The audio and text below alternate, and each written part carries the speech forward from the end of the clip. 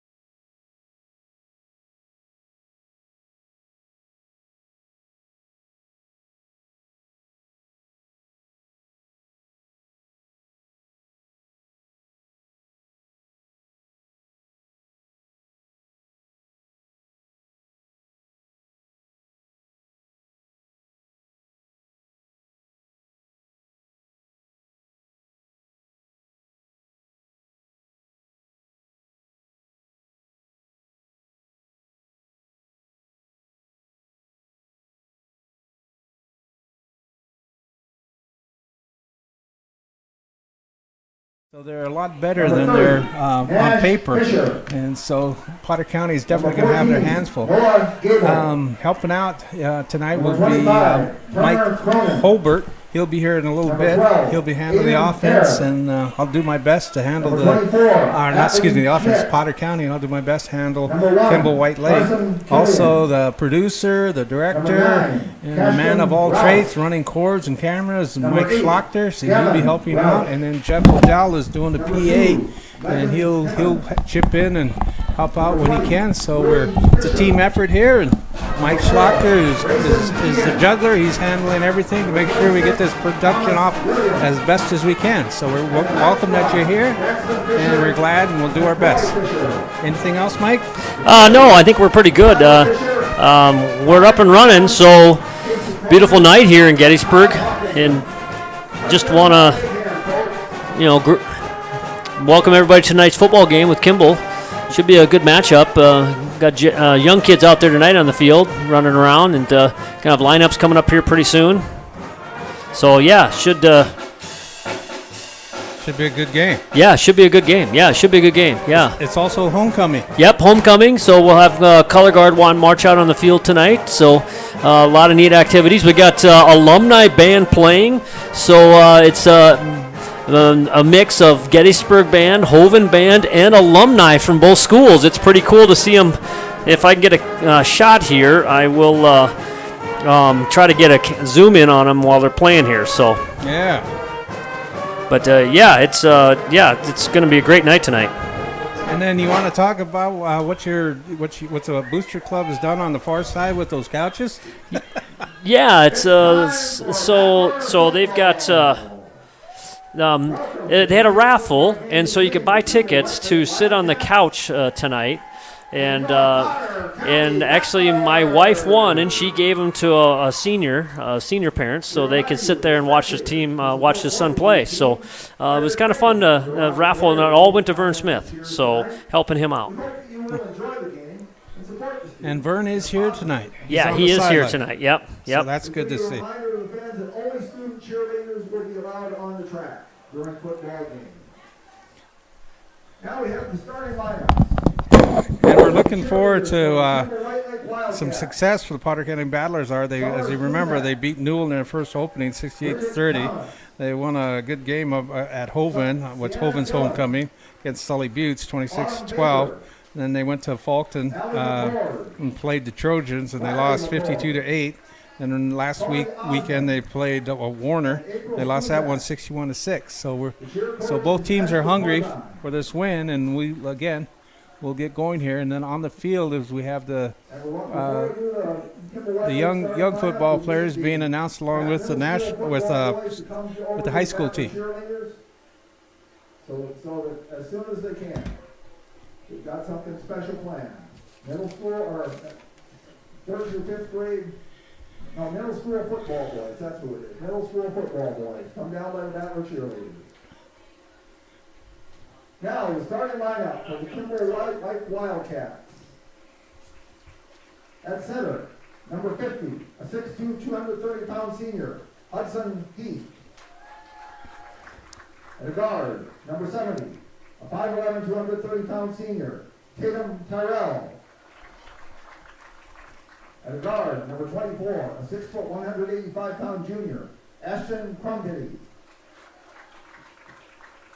At an end, number 13, a 6'6", 220-pound senior, Blake Leiferman. At an end, number 32, a 5'11", 175-pound junior, Lucas Lenz. At wide receiver, number 22, a 5'9", 145-pound senior, Lance Bass. At fullback, number 34, a 6'1", 180-pound junior, Cooper Leiferman. At a running back, number 20, a 5'8", 160-pound junior, Ivan Myers. And at quarterback, number 8, a 6'1", 145-pound junior, Park Sinclair. Assistant coaches for Kimball Whitelake are Will Walker, Cordell Keene, Grant Leiferman, Levi Rendell, and Matt Swanson. The head coach for Kimball Whitelake is Ryan Spuzak. And now for your Potter County Battlers, the cheerleaders, Brandy Bielsbacher, Gabby Collins, Gabby Gable, Madison Horner, Raquel Cow, and Beth Sire. The cheer coach is Sarah Johnson.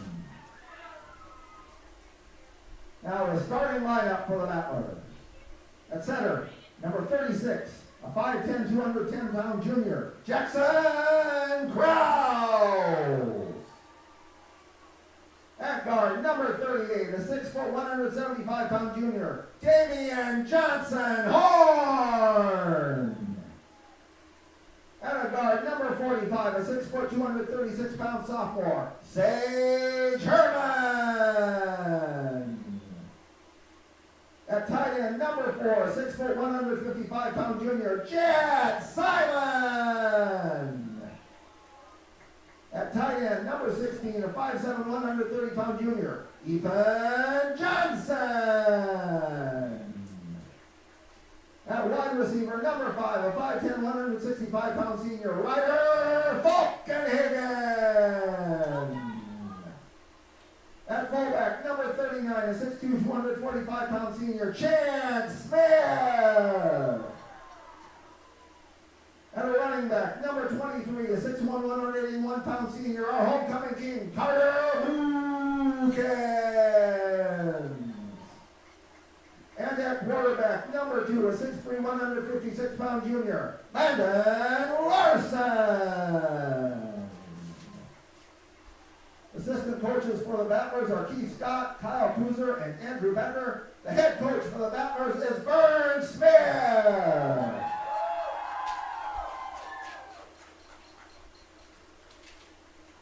The officials for tonight's game: Kurt Lettow, Houston Hines, Clint Kinney, Landon Negebauer, and the pride of Wessington Springs, Lee Johnson. They are hired by the South Dakota High School Activities Association. Their experience and integrity qualify them to administer the rules of the game. All spectators, players, and coaches, no matter what their personal feelings or loyalties may be, should display respect for them. At this time, we would ask that you stand, remove all head cover, as we pay honor to America with the playing of the national anthem by the Gettysburg and Woodland High School pep bands under the direction of Coach Katrina Smith. Proper respect is to stand at attention, place your right hand over your heart. Veterans and out-of-uniform military personnel may salute the flag.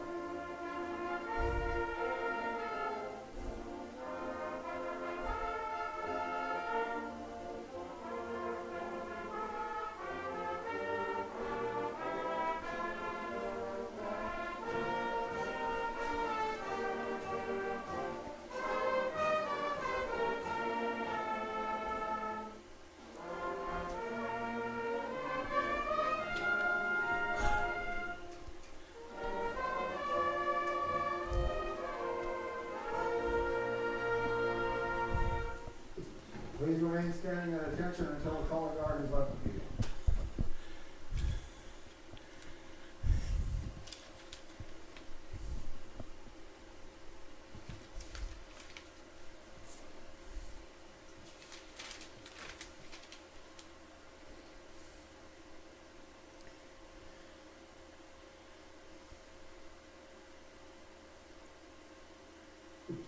We want to thank our local American Legion Post for presenting the colors tonight. It is greatly appreciated. All right, folks, welcome again. This is Warren LeBeau along with Mike Schlachter. Jeff Adal will be helping out, and Mike Holbert will be joining us shortly. Again, that was the national anthem presented by a combination between the alumni and the present Gettysburg High School band. So that was a great rendition. This is the homecoming night. Third place went to Stan Sinclair. Second place went to the Volleyball Moms. And first place went to the Pink Ladies in the community category. The referees are calling out the captains for the flip. Third place went to the juniors. The referee is Lee Johnson. He's from Wessington Springs. The umpire is Houston Hines from Huron. Kurt Littleton is the back judge from Pierre. Clint Kinney is the from Huron. He's the lineman. And Landon Niebaum is from Huron. He's the line judge.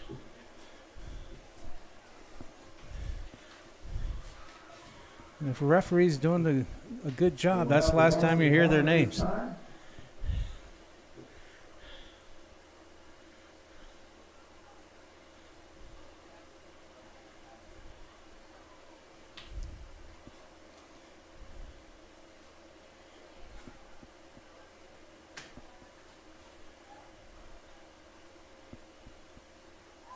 Potter County won the coin toss. They elected to defer.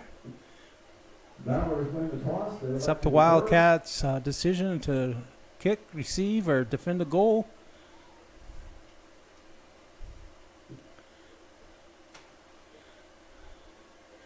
And the Wildcats have elected to receive. Kimball White Lake will receive.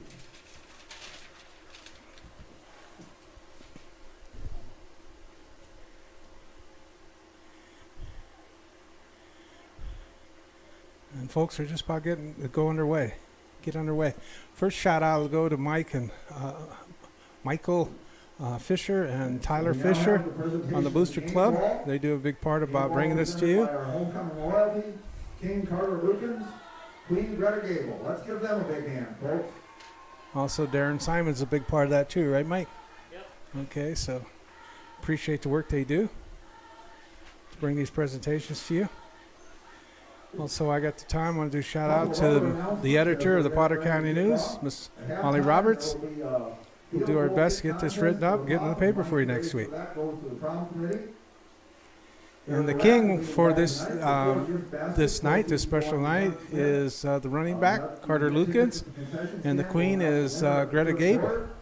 There are 4 gift baskets, one for a family night, one for a movie night, one for sparkles and diamonds, and one for a kid's dream. And they played last night, the volleyball team, Greta and her fellow teammates. They won. They beat McLaughlin 3 straight sets. That puts them back on a W, so that was great for them. Number 25, Xavier Holbert, lining up to kick off for the Battlers.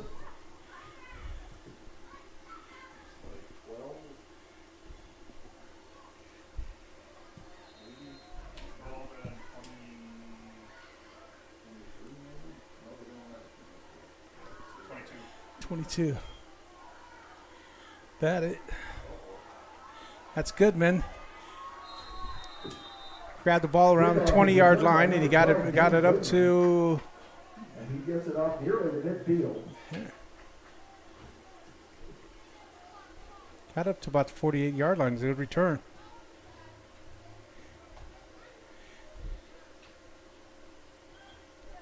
Ball spotted at the 49-yard line.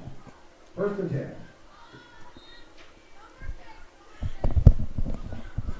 Okay, quarterbacking for the Wildcats is Park Sinclair. They're in the old wishbone formation, Mike. That's unusual. There he gives off. He gives off to Myers. Myers goes left, cuts back right. He's got an alley. Oh! I think that's a face mask. That's going to be a flagrant face mask. Myers, the ball carrier. Tackle made by Carter Lukens. There's a flag on the play. That's flagrant.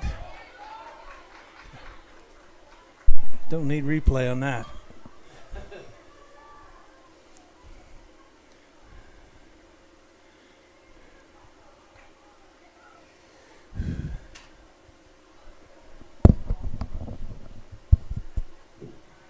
Myers went out of bounds at the 20.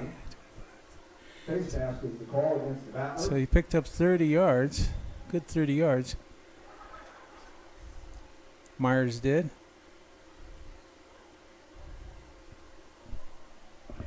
Ball is spotted inside the 10 at the 9. So they get half the distance.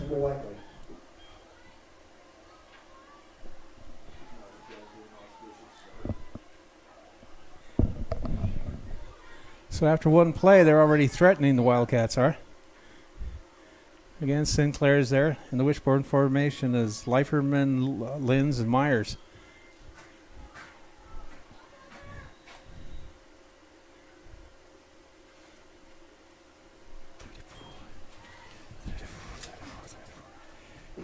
Then off goes to the fullback, Cooper Leiferman. Leiferman got it. Gets it down to the 5-yard line. Gets about to the 5. 2nd and goal. Saddling up is Mike Holbert, so he'll be joining us here shortly as soon as he gets cinched in. Shotgun formation. Give off to Myers. And Myers steps in for the first touchdown of the evening for the Wildcats. Boy, some kind of luck I bring.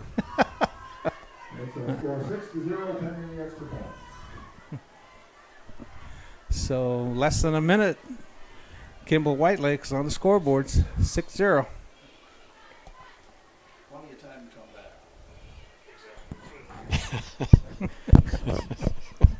Plenty of time to come back, he said.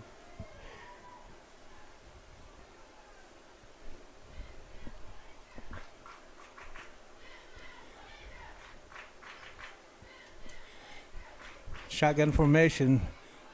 The pitch was to Linz.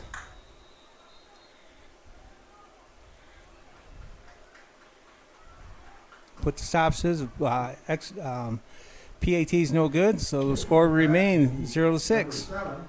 Johnny Lenz, and he was stopped short of the goal line. Carter Lukens in on the tackle. But good pad level tackle there for Carter Lukens. He they always say you got to get lower than the other guy. He got lower than the other guy that time and kept him out of the end zone. So it's a 6-point game.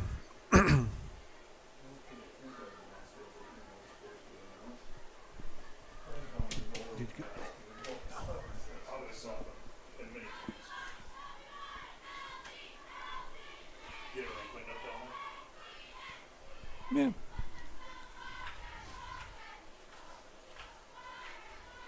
Mr. Schlochter, did we go to the commercial? No. Okay, we're still here. All right, we're still here. Sorry, folks. No, we're. Make a shout out to Lonnie Simon, Lonnie Nancy. Okay, I want to do a shout out to Lonnie and Nancy Simon, who always tunes in. Their nephew is Jet Simon. So we're glad that they're always tuning in and listening to us.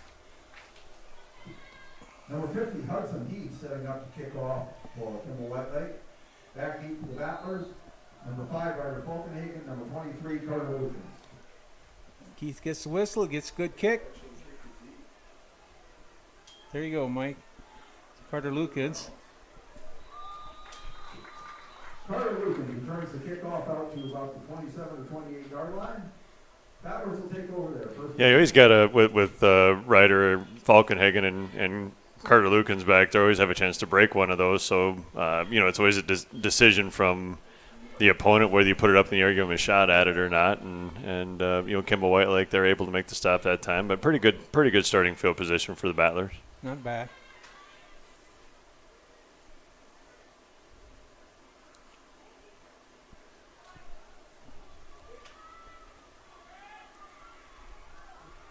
Looks like they're going to spread them out here a little bit to start. Luken cuts back. Counter play. And off goes to Carter Lukens. I think number 33 Holland on the play there for Kimball White Lake, and it's a team we don't see often, and actually I can say I've never seen this team play football. So kind of an addition to the schedule late this year. So we're not a lot of names that we're familiar with, and so kind of a learning experience for us as we go through to kind of get a feel for what they try to do out there. I announced a little bit earlier, I did watch their last game against Platte Geddes, and they lost in double overtime. So they're a tough team. Yeah, 1-3 record, but they've played some good competition. Played tough. Landon Larson pass incomplete intended for Jet Simon. 3rd down and 6. He was being rushed by Blake Leiferman.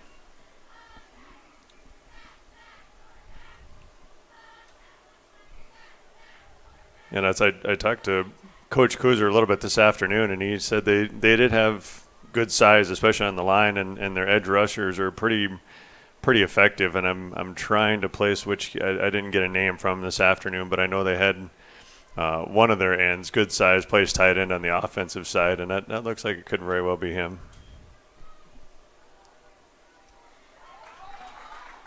That was Carter Lukens fighting.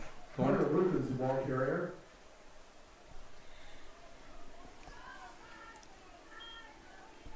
Brings up 4th down.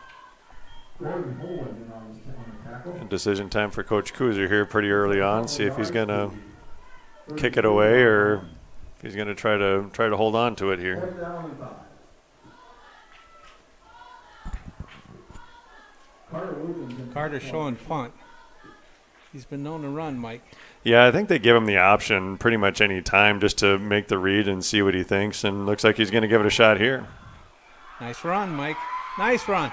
Oh, he might go. No, he's kicking in the afterbirders. He's got everybody beat.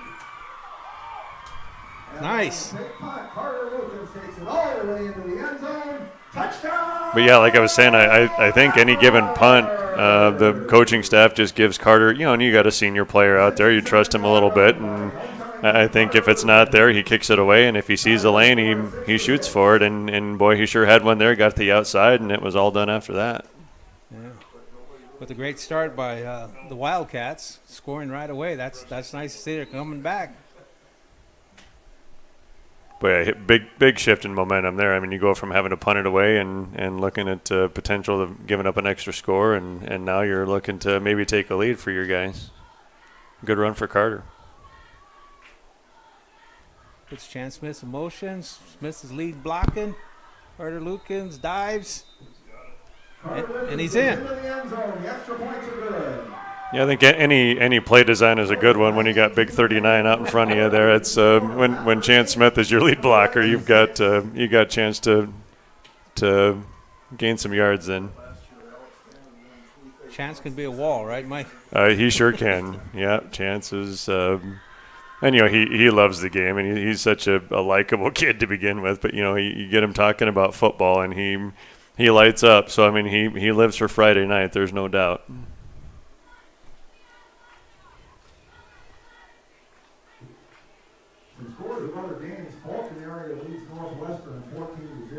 Kind of started off with a kind of a bad rep though, because he had a vicious face mask. I don't know if you saw that or not. What, tonight? Tonight, yeah. Chance did? Yeah. No, I didn't. No, we were. No, I don't. He's not a mean kid. We were finishing up serving our Indian tacos tonight at our fundraiser over at the Emmanuel Lutheran. So I was a little late to the ball game tonight, but I think in the 10 minutes I've been here, I've seen a couple scores. So yeah. it's not lacking for offense right now. Blake Leiferman and Lance Bass are back for the Wildcats. Somebody you know is kicking for him, Mike, for the Battlers. Is it 25? It's 25. That Hobart kid. Yeah. That's not the kickoff for the Battlers. Yeah, he kind of fell into that a little bit. Chance Smith, the kicker to start the season, and Xavier was kind of the backup there. He's done a pretty nice job with it, though. I think he earned it because Vern tried several kickers. I think he earned the spot. That was picked up by the front man. That was Myers. He advances a couple yards. Yeah, short kick there. Ball is going to be placed on the 40-yard line. 41. First and 10 for Kimball from 41. But yeah, I know, and I'm thinking that must be number 13, Leiferman there. I heard a few people, when I just asked, okay, what do you know about Kimball Whitelake, and all they said was, they got a big kid that's 220, 6'6", 220 or 6 whatever he is, and he plays tight end, and so he does stand out there. Sinclair went under the center. He handed off to Myers. Myers close to the first down. Yeah, looks like Chance Smith was dragging him down in the hole there and got some help from the linebackers. Coach Kuzer actually said that he said number 4, Nathan Monin. I see wasn't in the starting lineup, but he said he's actually kind of their speed threat through the air, and so I was kind of curious to see where they line him up at. I don't know that I see him out there now. Of course, the bad time of the night for the sun when you're Pitch out. That's Myers going to the right. He's looking for space. Clogged up. He tries to cut back, and he does. There, they're finally brought down by Carter Lukens. First down. Well, and the Battlers had that strung out pretty nicely. Everybody kind of stayed in their gap, and then all of a sudden he cut back towards the middle and got it, kind of outflanked him back towards the middle of the field and able to gain some yards. I'm not sure. I know we got a flag. I haven't seen an indication yet. Oh, I see the flag.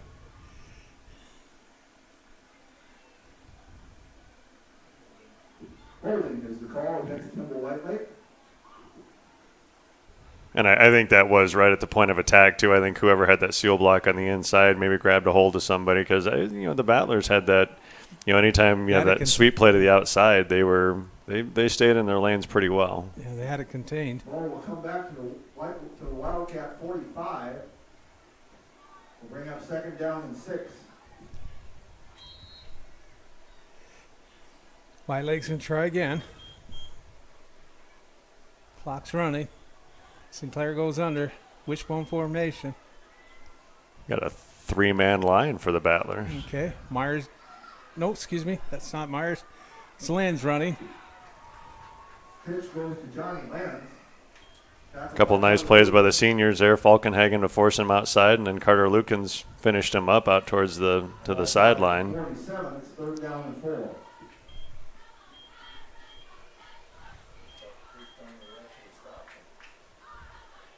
Yeah, it looks like Potter County is going with 3 men up front and Five linebackers. Second line, and then 1 safety. Right, yeah, you got your corners in close. Oh, should have been a flag. There it comes. There comes the Hankies. It looks like Ivan Stewie jumped into the neutral zone for Potter County, so I don't know if that's going to be a 1st down. It's got to be close. Yeah. Encouragement call on the Battlers.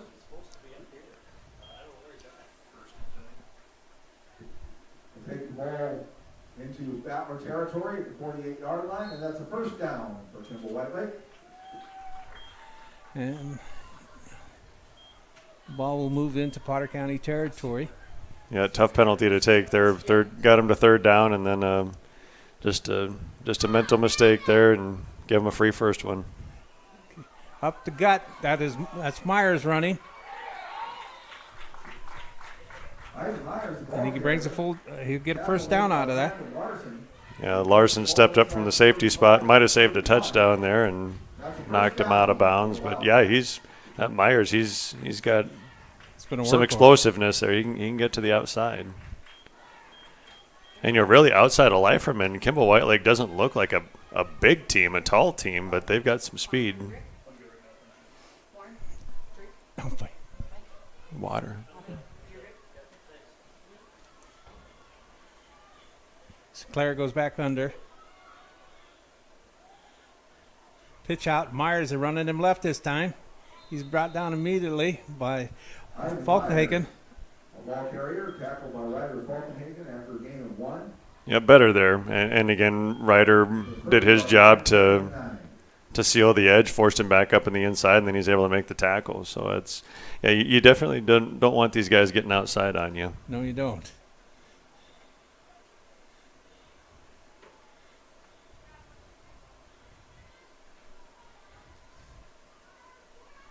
And it didn't sound like they do a ton of throwing. I think they like to do their work on the ground as much as they can. Leiferman and Lynn split way out on both sides, but instead they handed it to Myers. He goes right up the gut with it. Ooh. Oh, great tackle.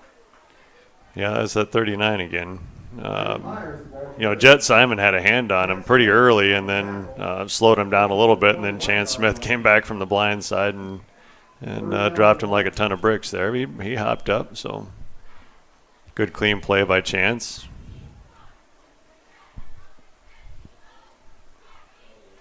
That was a good tackle, though.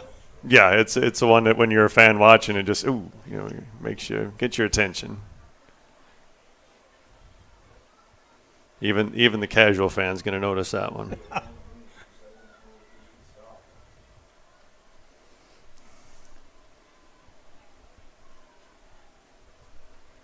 Lynn split out to the right. Shotgun formation. It goes to Myers. I guess it's a Wildcat formation for him. He goes straight up the middle and picks up the 1st down. Different look. And, teams figure that out, too. When you've got somebody that's your best offensive threat, you're just going to find different ways to get the ball in their hands. And for the Kimball White Lake coaches, that's a 1st down.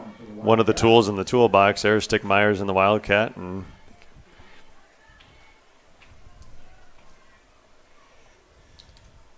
worked for him there. Lenz is again split. Myers again in the quarterback position, or Wildcat formation. He goes straight up the middle. Myers again, the ball carrier. Got a couple tough yards, Mike. Yeah, good quick tackle there for Falkenhagen. Almost wonder if Ryder's not maybe spying on Myers a little bit, because he's not normally inside, but he was right in the middle of the line there to make the tackle. So I didn't see early on if he kind of motioned to the middle of the field or if he just crashed inside when the play began. But, yeah, Falkenhagen came from outside to make that tackle. Sinclair's back in because they just ran Myers. That was his 4th consecutive run.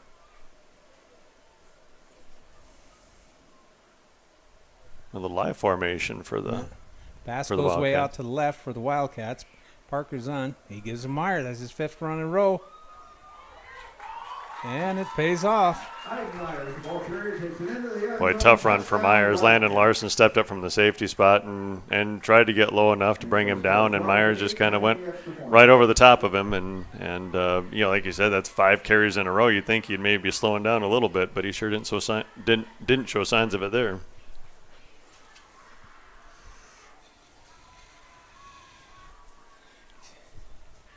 They have him listed as 145 pounds. If it's a boxing match, it's just like they're working the belly, right? Yeah, no kidding, and that's a good point, especially early in the game. You're landing some body blows there. PAT. Sinclair's looking to pass. Stops. Now he's committed to run, and he's short. Oh, boy, just short. Yeah, I think Sage Herman is breathing a sigh of relief because he had him contained out there and then just kind of missed the tackle. And Sinclair lunged for the goal line and must have been just short.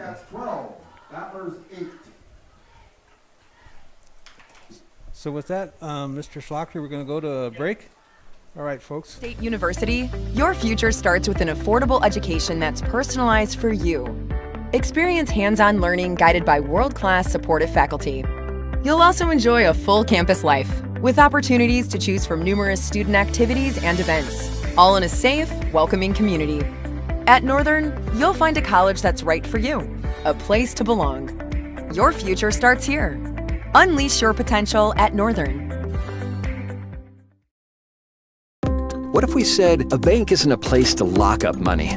It's a place to set it free. Welcome back to the Schlocker Lumber Press Box. Schlocker Lumber, serving the area since 1888. Cross-country team is running again, this time in Fulton. That's at 1 o'clock. It's Thursday. All right, we're back, folks. This is Warren Bold, along with Mike Holbert. Producing this and everything else is Mike Schlocker. Also helping out from time or two will be Jeff Liddell. So welcome back. Score is 8, Potter County, 12, Kimball White Lake. There's a kick. They got to pick it up. It's a live ball. Carter does that. Carter Lukens. Boy, and there's that, 20 again, Myers for Kimball White Lake. He's all over the field. He was down there to make the tackle on special teams that time, and it worked out okay. Kind of a risky play there for Carter. Just Bounce kind of checked up in front of him, and he was sure-handed, which Carter usually is. But, if he doesn't handle that clean, Myers is almost right there on top of it.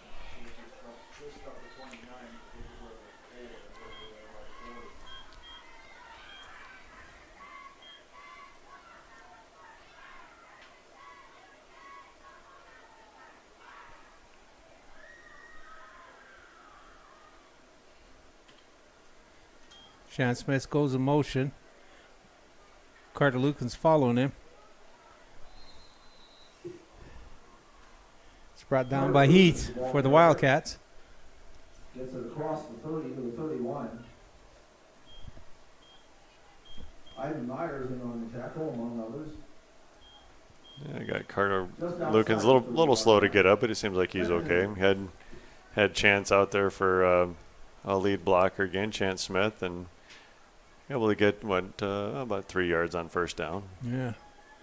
When the homecoming punched in for this workout, he's called his name just about every play, Mike. Yeah. Just like we are calling Myers for the Wildcats. Quick pass.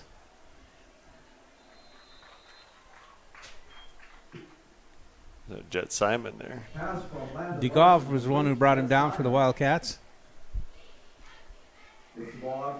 Not a whole lot down the field for either team so far, and it seems like even the passes are pretty short. And for Kimball White Lake, if you do have those edge rushers and you're putting your quarterback under pressure, it's a good play call there. Run a wide receiver screen, get it out wide, and see if he can make a play. Just couldn't quite get away from the defender.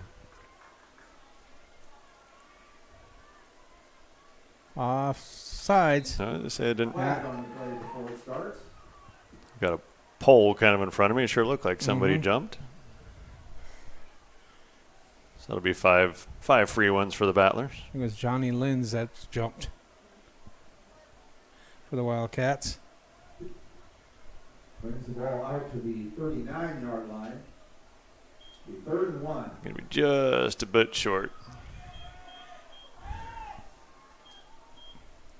You guys mentioned number 4. I don't usually see it on crutches over here.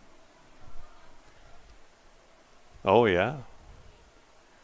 Yeah, like I said, Coach Kuzer mentioned number 4. Looked like he might be. Busted play, Mike. Worked. Well, yeah, I still have the pole in front of me. I couldn't quite see what happened. Yeah, it was a busted play. He turned to the left. No runner was there. Yeah, we got a Battler down. I don't know if that's Larson. Yeah, Landon Larson a little slow to get up, but he turned to the left to hand off. Nobody's there, so he saw flared it out.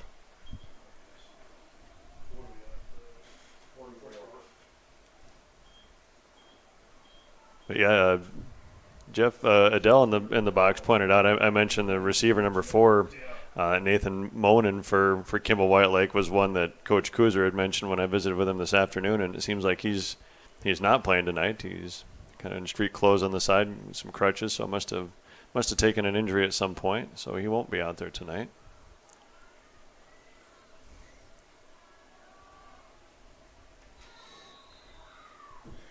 Handoff goes to Chance Smith up the middle. Chance Smith got about a good 3 yards out of that. 3 yards. Yeah, you got to feed the fullback every once in a while in that I formation. 2nd down and 7. Smith, he likes carrying the ball. And, for a big guy, he moves pretty well. I mean, he's a big, strong kid, but he's, he can get downfield.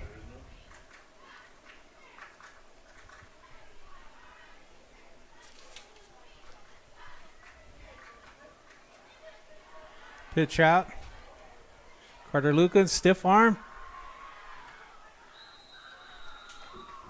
And run out of bounds by Holland for the Wildcats, but not before Carter Lucan gets first down. Down to the 40-yard line of Kimball White Lake, and that's a Battler. First down. Yeah, nice. 19 seconds, Mike. Nice job on the outside there, but it looked like number 38, that's Damian Johnson Horn, made a nice block for him just to get him to the outside, and another first down for Powder County. So you're stringing a few of them together here as we end the quarter.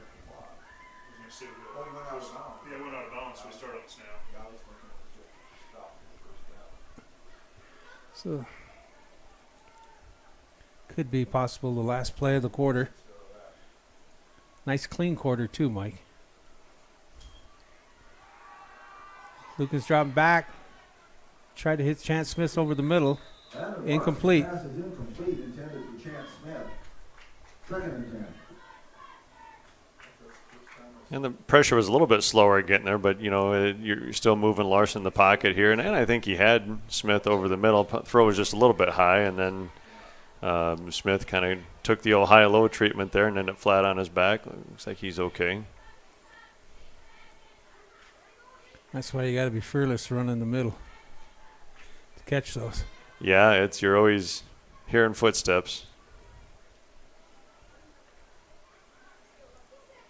Shotgun formation, flare pass out to Falkenhagen. One stiff arm, one dance, almost. And that should do it for the first quarter. Pass complete to Ryder Jackson. Ryder Falkenhagen. My mistake.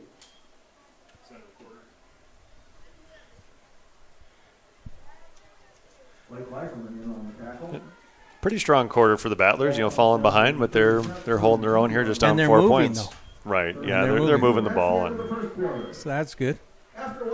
It was a quick quarter because really there wasn't a couple penalties and moved along, wasn't that many passes. Yeah. And with that, Mike Schlachter will take us to break. What if the point of banking wasn't to bank at all, but to put your ideas to work? What if your bank asked, what if a little more? Well, what if we told you we do? We're American Bank and Trust, where what if meets why not? If you're ready to change what you get out of banking, start a relationship with us. What if you made the move today? The foundation for how we do business is right in our initials, W-E. We. Everything we do is a partnership. We understand solving the many complex challenges growers face every day takes teamwork. And when we succeed, we do it together. That's the power of we.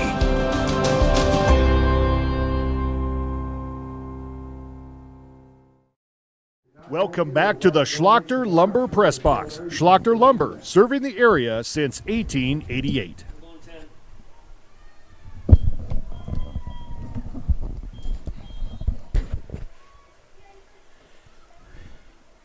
Welcome back to the Schlachter.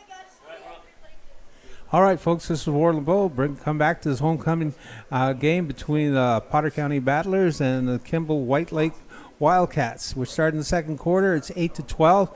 Wildcats favor. Hand off to Chance Smith. He goes left. Gets a tough one yard out of that.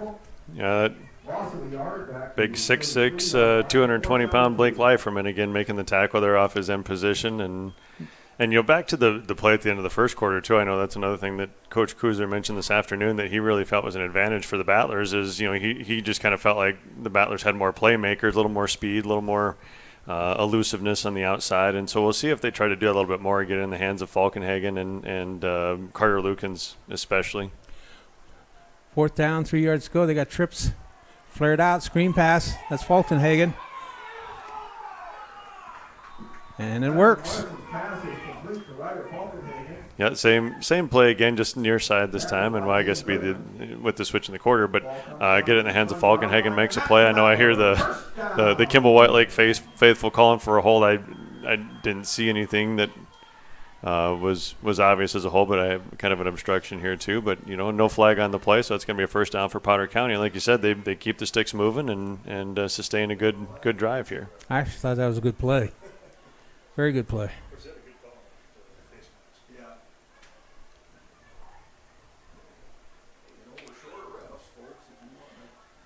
Hand off. Ran Chance Smith to the left, off center. Looks like. Is that Carter? I apologize. Carter, yeah. Lukens with the carry. And 20-yard line, second and 10. It does seem to be tough running up in the middle there. And let's see here. They have 54 Deffenbaugh. I mean, he's at 6 foot 240. And so, I mean, they've got some size up front. And every once in a while just to change up and keep them honest up the middle. But, I think the Battlers are going to make most of their hay on the outside. Landon in shotgun formation, drops farther back, throws, and he's picked off. That's Myers. Myers. Still running, still dancing. You got to be careful. Boy, he's tough to bring he's down. Tough. And Larson's pass intercepted by Ivan Myers. Chance Smith brought him down. Yeah, and that was a dangerous play. We have somebody with the talent that Myers obviously has. He's at risk of taking that one all the way. So good recovery for the Battlers after the interception, just to keep him contained and finally bring him down. But, boy, it took some work to get him there.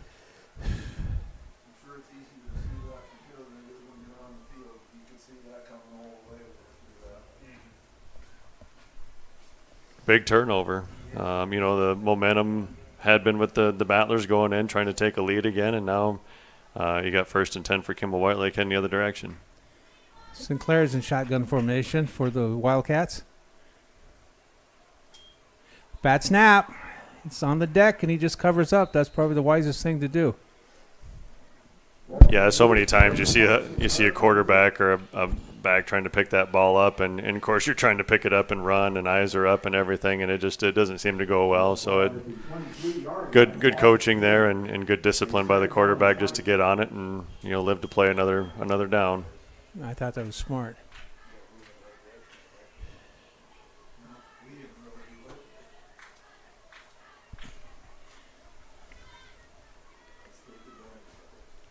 So we got here, what did they lose? Yeah, 10, loss of 10 on that play. Yes, we're looking at 2nd and 20 now.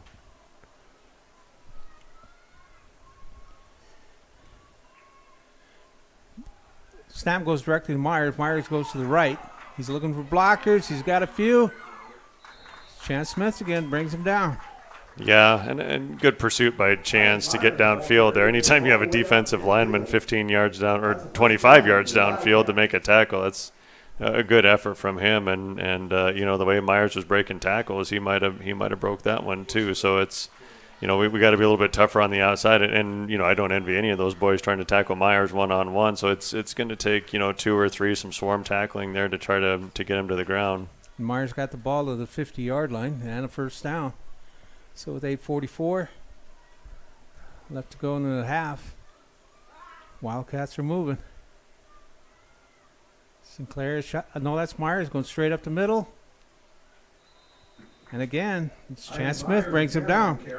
Well, those two numbers are going to be tired of seeing each other by the end of the night. Yeah, we're seeing 39 tackle 20 a lot, and I'm just not sure. There's a ton of other guys on the Potter County defense that are going to be able to bring him down one-on-one. So Chance Smith might have his work cut out for him. And, for Kimball White Lake, they found something that works. So I would look to see Myers back in that Wildcat more often than not until the Battlers prove they can stop it. Looks like they're going to put him deep here. A little shotgun. Lieferman's far out on the right for the Wildcats. Sinclair drops back. He's looking for Lieferman. Lieferman's got a step, and off his fingertips. Ball falls down, so they'll do it again. But yeah, fortunate there. Carter Lukens was in coverage, and he fell down. And that's Coach Kuzer did mention that was his plan, was to use Lukens to try to run with Lieferman, and fortunately for the Battlers, that ball just maybe a touch overthrown, but he had two hands on it, just couldn't quite pull it in, and kind of taking a shot there, you're kind of softening up the middle, and then they show up out of shotgun, take a shot down the field, and just missed it. Johnson was covering on Lieferman on that, and he gives up a good 12 inches. Mm-hmm. Sinclair's back into shotgun formation. Hands off to Meyer. Meyer goes straight up the gut. Sheds a couple tackles. Carter Lukens gets him wrapped up and down. Yeah, just too many arm tackles for the Battlers, and as tough as Myers runs, you're just not going to bring him down that way, and so you're going to have to square him up best they can, and so far they're just having a hard time doing that. And Myers picks up another first down for Kimball White Lake.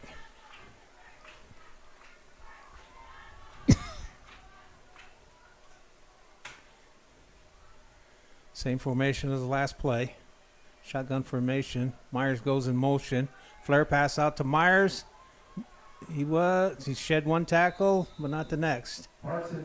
Chance Smith brings him down. And Ryder Falkenhagen helping that time too. And that ball in the air, it almost looked like, I couldn't tell if that was Falkenhagen or who on the outside. Looked like they were making a break on it. I thought they might get to that ball, either knock it down or maybe even pick it off. And just another way to get the ball into number 20's hands. Short gain that time. See if the Battlers can use it, keep them behind the sticks a little bit. Get them to a third or fourth and long. Sinclair picked up play from the coach, trots back in. He's got his team going up to the ball. Shotgun formation.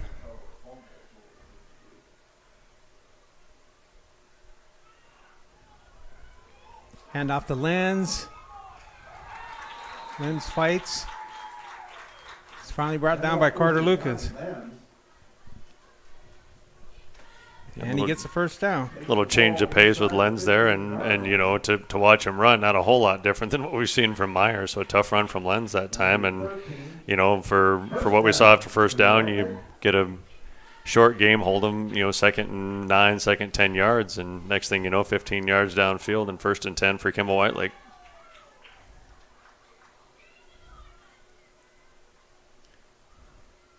So that's the second time Sinclair has drawn him off with a count, Mike. Yeah, it looks like Joe Stanley and Damian Johnson Horn both jumped that time. And 5 free ones, and boy, as many as they're getting, we don't need to give them any that way. And it's and credit to the Wildcat line too. They're opening up some holes for these guys, and they're hitting them hard. And we've seen that with some of the other games too. I know the Falkton game and even the Warner game last week too. That's one thing for the Battler defense. We just when you're making those tough one-on-one tackles, it wears on you after a while. So we have to see if they can keep it up. Pitch out to Lorenz. Lorenz goes to the white. Oh, great nice tackle. Jet Simon. Johnny Evans, the ball carrier, tackled by Jet Simon. Yeah, and we'll see if more Battlers can start to do that. Jet, he got low, got a couple legs, and brought him down, and that's the way you're going to tackle these backs for Kimball White Lake. The arm tackle is trying to grab high. They're just going to run right through that, and they have so far. So good, nice, strong tackle by Jet Simon, and hopefully we'll see some more of that.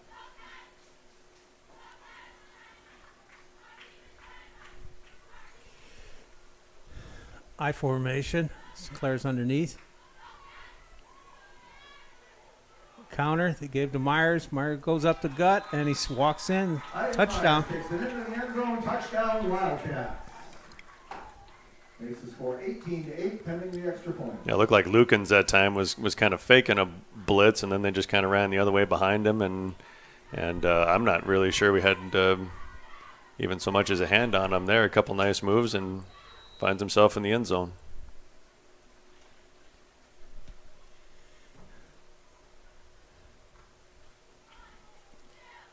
You can try for the point.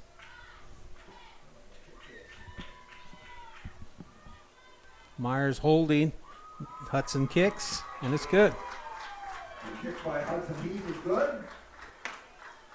So there's 4:38 remaining in the second quarter. Your new score: Kimball White Lake 19, the Battlers 8.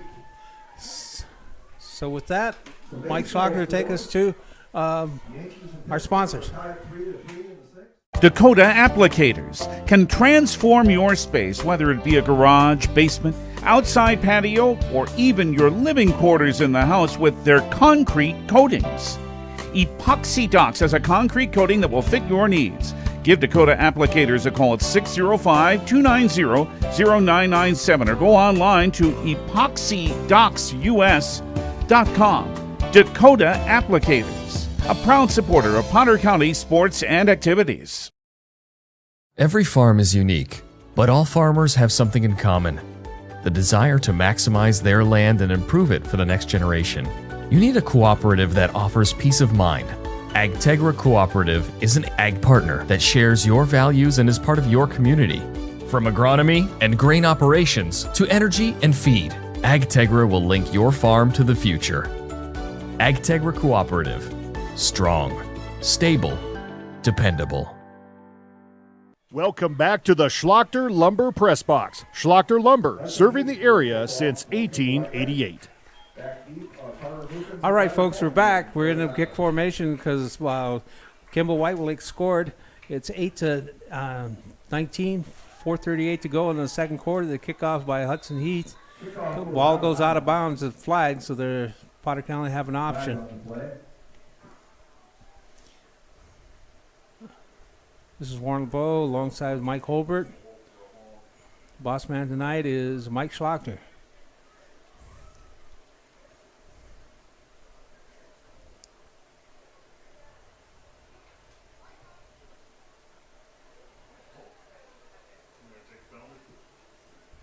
Looks like they're going to take it at the 35. It's about where it went out of bounds. Yeah.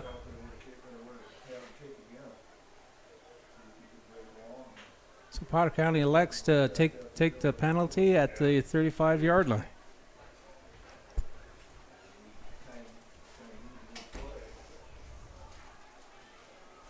Big drive here for Potter County. You kind of get punched in the mouth a little bit and lose that momentum. They were driving, end up throwing an interception, and now you find yourself down by 2 scores. So it's a pretty big spot in the game here. Really need an answer for Potter County for them to stay in it.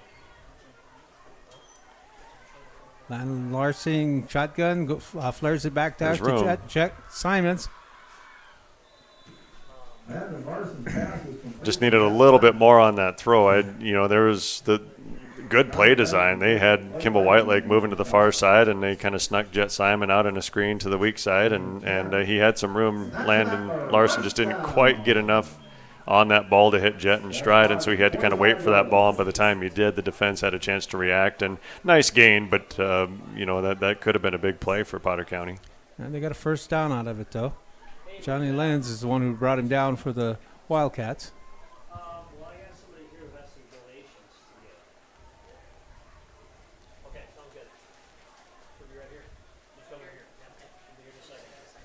Landon puts Chance Smith in motion. Pitch out to Lukens. Lukens is going to follow Chance.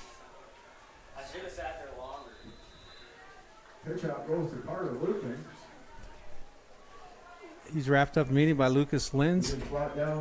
12, Dane Goodman there too, and good pursuit. That looked like it had some promise too. Lukens head to the outside and sure-handed tackling there. Nice gain on first down. They'll keep it second and manageable, looking about second and 4. And also that puts the Battlers in Wildcat territory at the 49-yard line. Just over 3 minutes in the quarter. So, Potter County, you got time here. You got your whole playbook to use.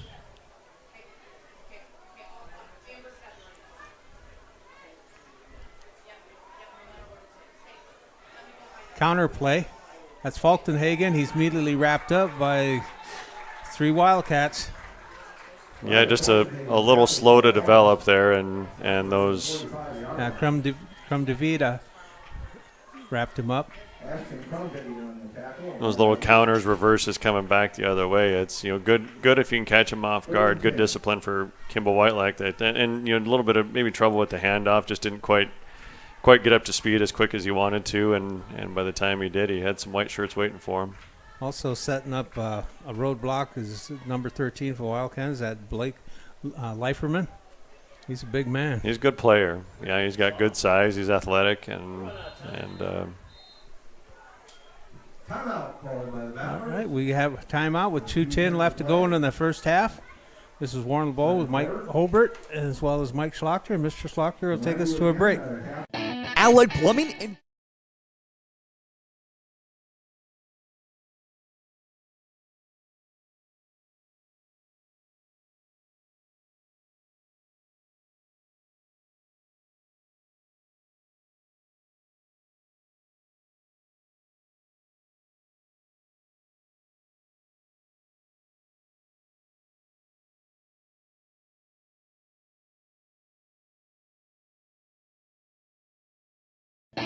Welcome back to the Schlochter Lumber Press Box. Schlochter Lumber, serving the area since 1888. Also at halftime, the Gettysburg and Holden combined tap bands will be performing. All right, folks, this is again Warren LeBeau here at the Gettysburg High School Football Stadium, along with Mike Holbert, and running and the producing everything is Mike Schlochter.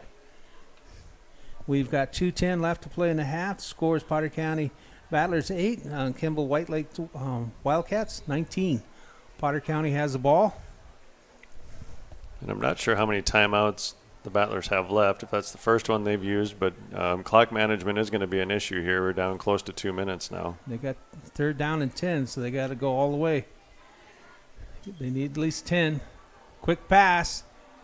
Flared out, and then picked off. I think that's Myers. Nope, that is 24. That is Krumbida.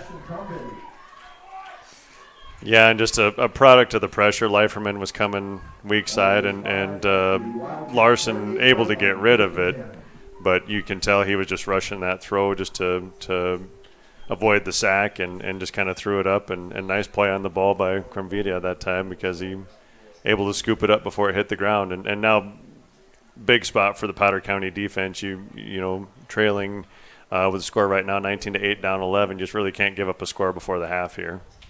I thought that Krumvidia did a good job laying out to intercept that ball. In shotgun formation, Christensen was in for the quarterback. He threw that. There's 2 penalty flags down in the middle of the field.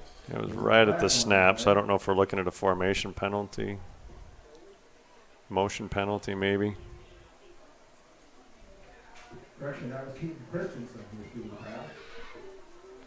Looks like it's going to be against the Wildcats.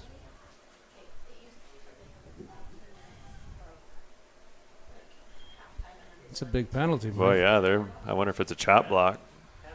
He threw another flag. Oh, no, he just threw it over. They're giving it back. You're giving it back. Yeah, they're going to call right. chop block. Call on Kimball Whiteley. Ball comes back inside the 35-yard line. Well, you'd like to think we're sitting pretty safe here, but we've seen Kimball Whitelake bust some big plays, so I don't think anybody's going to feel comfortable until we hit the half. That was Christensen on the last play. I can't get the number yet. That's Christensen still in quarterbacking. Give him to Meyer, and why not? He'll get a first down. And off goes to Ivan Myers. Yeah, just like that. Carter Lukens pursued from the backside, made the tackle, but you end up with 1st and 25, and they are going to give him first down. Yep, moving the sticks now. Or are we going to get a measurement maybe? Now they're moving the chain gang back. Yeah, that's why you have – there's a thing on the chain called the clip. It sets on a marker, so if they accidentally move the chains, they know where to reset the chains at. Well, and I kind of thought from the spot, and we're not looking right down the line, but it sure looked like it was, if not short, it was close. Oh, they say it's second. 2nd and 1. Give it to Meyer. Meyer goes to the left. Brought down by Falkenhagen, but after he gets a first down. Yeah, look like we're going to get a timeout here for Kimball Whitelake. We're sitting on 105, and the way they're moving the ball, that's plenty of time for Kimball Whitelake. So it's, we need to see the Potter County defense stand up here. All right, Ms. Schlocker, take us to our sponsors. Heating is your contact for business, farm, commercial, and residential plumbing needs located in Pierre. No job is too big or small for Allied. Put our over 50 years of experience to work for you. At Allied Plumbing and Heating, the only surprise we want for our customers is how fast they get the job done. That's why we offer free estimates on every single service, no hidden charges. Give them a call today at Allied Plumbing and Heating. Remember, you can rely on your allies. Welcome back to the Schlochter Lumber Press Box. Schlochter Lumber, serving the area since 1888. All right, folks, we're back. This is Warren LeBeau with Mike Holbert. We got 105 to play. Potter County Battlers 8, Kimball Whitelake 19. The Wildcats are in control. 1st and 10 from the Battlers 34-yard line. They're threatening. Christensen's in quarterback position for the Wildcats. He gets the shotgun snap. He's going left. He's still looking to pass. Stop. Fires across field. Picked off. Carter Lukens. Boy, Warren, you and I know the cardinal sin for a quarterback is you don't throw back across the field, across your body, across the middle of the field. And, boy, as soon as he turned his hips and chucked that over the middle, you knew that was going to be trouble. So definitely a mistake by the quarterback, but nice play on the ball by Carter Lukens. And Carter Lukens is also the homecoming king for Gettysburg High School. This is their homecoming night. So Potter County has 56 seconds to work with here. Let's see how aggressive they are. Yeah, they're going to be deep in their own zone. Sitting at, was it the 1 or the 2 that they're at? Looks like the 1 yard line. But the good news is they have the ball. This is true. Yeah, that's a good point.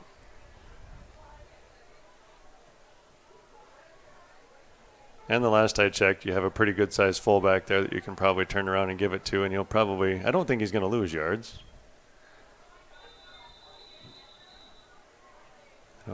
No. Was that Holbert? They give it to Holbert? That was Holbert. Holbert's quarterbacking. Runs the ball out to the 3-yard line. Kept it on the play. I wonder if there's is Larson on the sideline? I wonder if there's an injury there maybe that. Yeah. Saviors took that.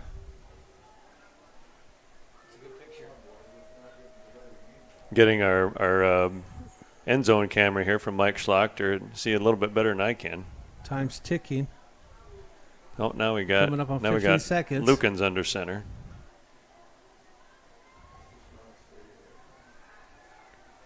Lukens fire. Oh! There's a wounded duck picked off by Myers. Yeah, hit as he threw. Falkenhagen brings him down. 1 second. So enough time you see, I don't know, maybe if Kimball Whitelake tries a field goal here, they're probably close enough if they wanted to give one a shot based on the kick we saw a little bit ago. That pass was spinning end over end. Yeah, he got hit when he threw it, and you know, Hudson Heath, that's the kicker, and you know, kind of a risky play, but you know, I guess if you're Coach Kuzer over on the sideline, you think, okay, well you're going to the half and maybe catch him napping a little bit, catch him off guard, maybe hit a play to the outside, just didn't work out. So we'll see what Kimball Whitelake does with 1 second. I mean, you do have some options. Certainly the way they've moved the ball and they've broken some big plays, your best offense might be to turn around and hand it to number 20 and give him a shot, which would be, you know, wouldn't be the worst idea in the world. But given where they are in the field, because they're sitting on, where are they? They're at the 9. So, I mean, not much more than an extra point if they wanted to try a field goal here. Landon is still on the sideline. I see him on the sideline. And he has taken a couple of hits tonight. I know at least one play he was slow getting up. And so they put Ethan Johnson back as a safety because that's Landon's usual position on defense. Shotgun formation. Pitched off, faked it. And that's going to go to Leiferman. That's Blake Leiferman scores. 1 second. Boy, tough way to end the half for the Battlers. You know, you're holding the ball, just even trying to run out the clock and a turnover and a one-play score for Kimball Whitelake, and now all of a sudden you go into the half and you're looking at potentially trailing here by almost 20 points. Hudson Heath was going into kick formation. Myers sets it, kicks up, kicks good. So we go to halftime. The score, Kimball Whitelake 26, the Battlers 8. So that's with halftime. So with that, folks, we'll go to a break. And when we come back, we'll get Jeff Odell to come on here and give all the upcoming events that are happening over the weekend. Whether you're pregnant or planning ahead, you and your baby deserve a healthy start. We offer a wide range of services such as advocacy, health screenings and education, care coordination and car seat safety, participant empowerment, referral services, and fatherhood support. To learn more about Great Plains Healthy Start, visit greatplainstravelhealth.org or call one of our 5 service areas today. Brought to you by Great Plains Healthy Start, so that the people may live. The innocence of youth. Is there anything any better? But soon they'll be in high school and facing all the same challenges you faced. How to make friends, how to fit in, how to be cool. We want our children to have everything they'll need to live fulfilling and productive lives. Make sure the kids in your family are among the more than 57,000 participants here in South Dakota who take part in high school sports or activities. Do you have a pest problem? Got bats, ants, termites? Family owned and operated, Olson's Pest Technicians have had over 50 years experience taking care of pest problems in places across South Dakota, Nebraska, and Iowa. Utilizing brilliant methods such as Centricon bait stations for termites and Vicane treatment for bed bugs. There's no pest too tough for Olson's Pest Technicians. If you have pest problems, call 800-KILL-BUGS. We hope you are all enjoying the student productions of your school. Tonight's event and every event produced by your school during the school year are created, filmed, and produced by the students you love to follow and support. Become a booster of your school's live event coverage by becoming a sponsor. It's a great way to show your support of the athletes and students in your community. As a sponsor, you'll get great visibility for your business, organization, or family by supporting the live productions of your school. Your first car. It might not have been perfect, but that didn't matter. You loved it because you worked hard for it. You took care of it, and it took care of you, your friends, and maybe that someone special.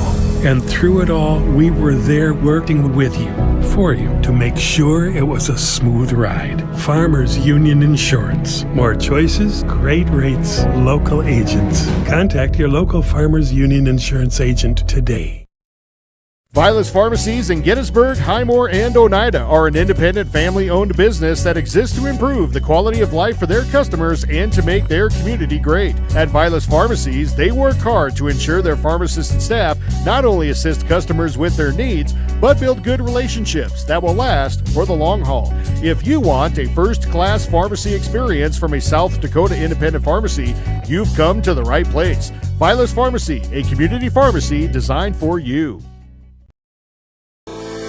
At Northern State University, your future starts with an affordable education that's personalized for you. Experience hands-on learning guided by world-class supportive faculty. You'll also enjoy a full campus life with opportunities to choose from numerous student activities and events, all in a safe, welcoming community. At Northern, you'll find a college that's right for you, a place to belong. Your future starts here. Unleash your potential at Northern. Now's your chance for a great deal on smoking fast fiber internet from Venture Communications. Upgrade to the speed you need, up to 1 gig.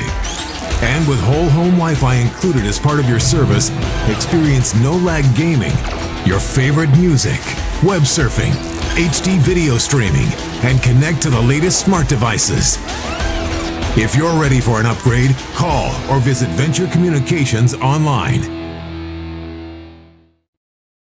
Schlachter Lumber in Gettysburg is a proud supporter of Gettysburg and surrounding community sports and activities. Schlachter Lumber has been serving the area since 1888. When it comes to building, come to Schlachter Lumber. They carry Valspar paints, Midland garage doors, Marvin windows, a large variety of Milwaukee tools. Schlachter Lumber services and repairs all kinds of tools and compressors. They're happy to provide you with a free estimate too. Call Schlachter Lumber at 605-765-9417. Proud to be a part of bringing you this game. Schlachter Lumber in Gettysburg. At Ringneck Energy, their mission is to produce renewable energy that adds value to grain and livestock production, enhances the income of their investor partners, and provide a safe, rewarding work environment. Located at 901 Redwood Avenue in Oneida, South Dakota. Call 605-945-6900 or check ringneckenergy.com. A proud supporter of local schools and wishes all students the best of luck in all their activities during the school year, creating economic opportunities in our community. I love the small town feel of everybody being welcoming and knowing who you are. You know that you can walk in anywhere and be greeted and people want to have conversation with you. Shopping with us locally and filling your prescriptions here at Vilas is a huge benefit to our healthcare system. Keeps our revenue local. It's just a great benefit to our entire community. We have drop-off points in Oneida, Selby, and Tobin. Customers can call their refills in and we get their prescriptions ready and then we send them out to the different stores. What if we said a bank isn't a place to lock up money? It's a place to set it free. What if the point of banking wasn't to bank at all, but to put your ideas to work? What if your bank asked, what if, a little more? Well, what if we told you we do? We're American Bank and Trust, where what if meets why not? If you're ready to change what you get out of banking, start a relationship with us. What if you made the move today? Now's your chance for a great deal on smoking fast fiber internet from Venture Communications. Upgrade to the speed you need, up to 1 gig. And with whole home Wi-Fi included as part of your service, experience no-lag gaming, your favorite music, web surfing, HD video streaming, and connect to the latest smart devices. If you're ready for an upgrade, call or visit Venture Communications online. That moment when you realize your furnace is stone cold busted. We're talking a real put on every sweater you own, I can't feel my feet, penguin predicament. But fear not. there's an expert for that. Let your local heating experts at Pites Service Experts keep you warm with $50 off any furnace repair. Like it toasty? There's an expert for that. Call Pites Service Experts at 866-EXPERTS.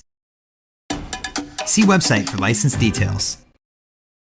Your first car. It might not have been perfect, but that didn't matter. You loved it because you worked hard for it. You took care of it, and it took care of you, your friends, and maybe that someone special. And through it all, we were there working with you, for you, to make sure it was a smooth ride. Farmers Union Insurance. More choices, great rates, local agents. Contact your local Farmers Union Insurance agent today. Farmers know crop insurance is essential for managing risk. It's also valuable for maximizing revenue. The crop insurance officers at Farm Credit Services of America have proprietary tools and expertise to deliver the personalized crop and revenue protection you need for the peace of mind you want. Nobody delivers crop insurance like this. Discover the difference by calling 800-884-FARM. Agriculture works here. Make sure your grass is always greener with a new John Deere mower from your local C&B. Big or small, let the experts at C&B help you find the mower or utility tractor that will help you get the job done right. Stop in and check out the John Deere Z-Track mowers or take a load off with a new utility tractor with attachments available to help you with your projects of all sizes. Go green this summer at C&B. Learn more about available offers at DeereEquipment.com. Real tractors are green.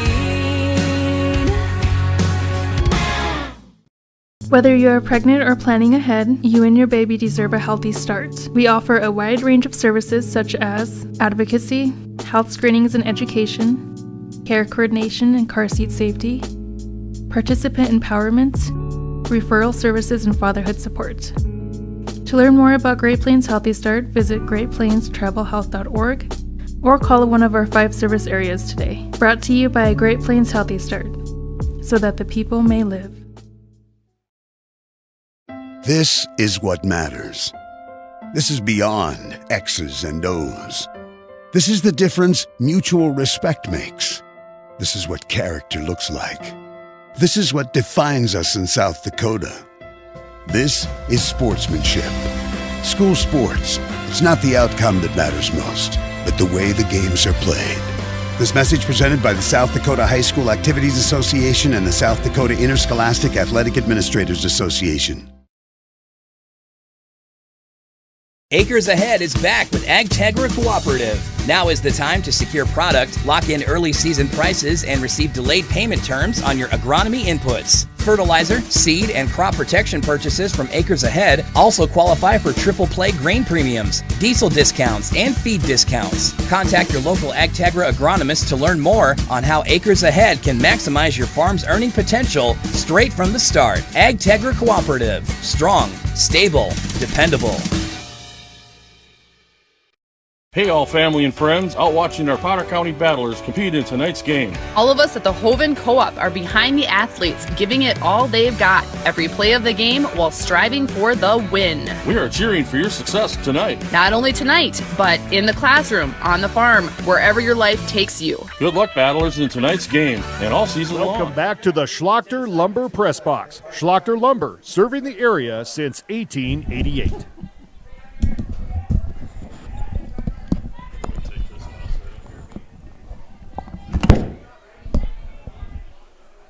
Welcome back to the Schlachter Lumber.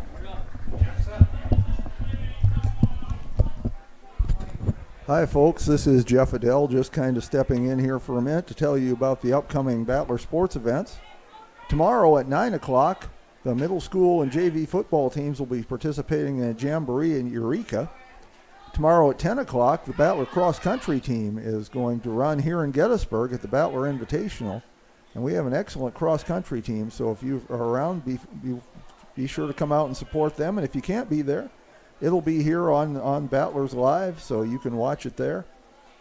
Tuesday, middle school football team will be playing here in Gettysburg in a triangular. It'll be Potter County, Sully Buttes, and Ipswich. That starts at 5 o'clock. Battler volleyball team Tuesday will go to Faith and that starts at 6 o'clock. A long trip there for the Battler volleyball team. Wednesday, the cross-country team is running again. They'll be in Faulkton for the Lakeside Invitational. That's at 1 o'clock. And Thursday night, Battler volleyball is back in action. They'll be here in Gettysburg against Stanley County. There'll be middle school action at 4:30. The seed game starts at 5:30, and then, of course, the JV game and the varsity game will come after that. So come out and support your Battlers. And I just want to say, too, it's good to have Warren LeBeau back with us. And it's good to have you here. We missed you at a couple of volleyball matches this week, and we were told you were on a secret assignment someplace and at an undisclosed location, so we're glad that everything went all right, and you're back with us tonight. Here's Warren.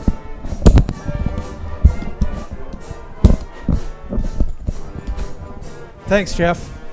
Again, this is Warren LeBeau alongside with Mike Holbert. Running the cameras and producing everything is Mike Schlachter. He's here. So we appreciate that you're with us. We'll continue to try to do the best we can. The other thing is all our sponsors are being scrolled across the top there, and if you get a chance when you're out and about doing your daily routines and shopping, stop in and tell them thank you for bringing these events to you live. So we really appreciate that. Again, I want to do a shout out to Lonnie and Nancy Simon down in Sioux Falls. They're always tuned in. Want to do a shout out to Miss Molly Roberts, the editor of the Potter County News. We'll get it in the paper so you can read all about it. Also to the ladies down at the grocery store, they're avid listeners. We appreciate them tuned in. And the rest of you. So with that, I'll turn this over to Mike, see if he's got any shout outs. Well, I would just like to comment, I guess. I know Mike Schlachter had the camera pulled up there showing the band here a minute ago, and it's I have to say, just personally, I really enjoy seeing the Hoven and Gettysburg kids playing together in the band. That's a nice thing to see, and I know some of the Hoven kids came down and did some playing for coronation the other night too. So that's with the two schools playing together, I just it's a nice thing to see, and the camaraderie there and show of support for Coach Smith and the programs down here. So it's a nice thing to see the kids together. Okay, Mike Schlachter's got us on camera.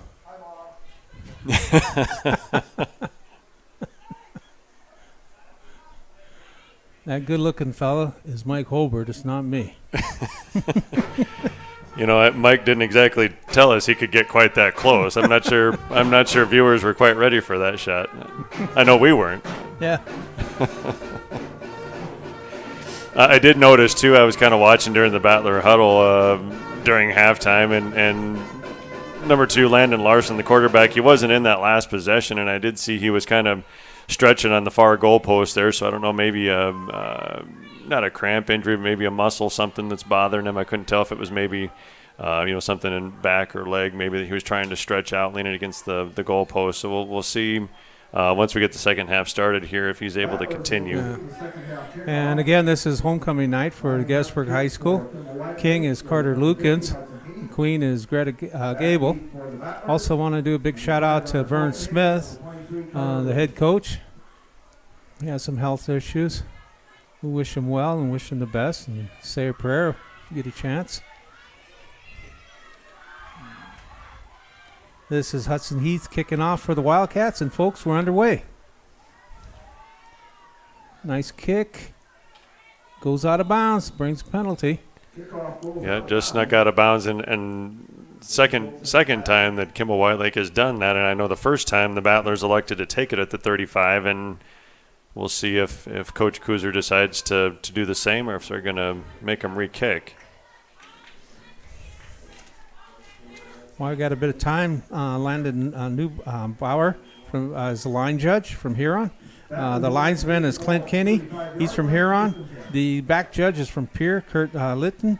The umpire is Hudson Hines from Huron as well. And the white hat, the main guy, is from Wessington Spring as Lee Johnson. Yeah, looks like we're going to take it to 35 again here. And Larson is out there to start the second half. So we'll see if he's able to keep going here. Same play. They put Smith out there, and Lucan's trying to follow him. Gets a couple tough yards. Yeah, number 12, Dane Goodman on the tackle there, and he squared him up pretty good. Just a short gain for Carter there. Gain of 1, second down and 9.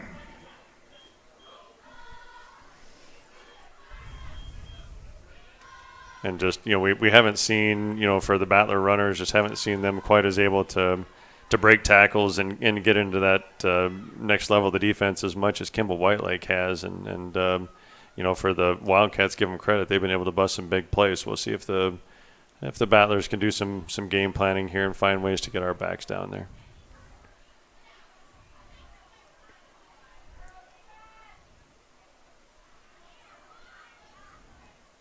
Landon Larson dropping underneath the center.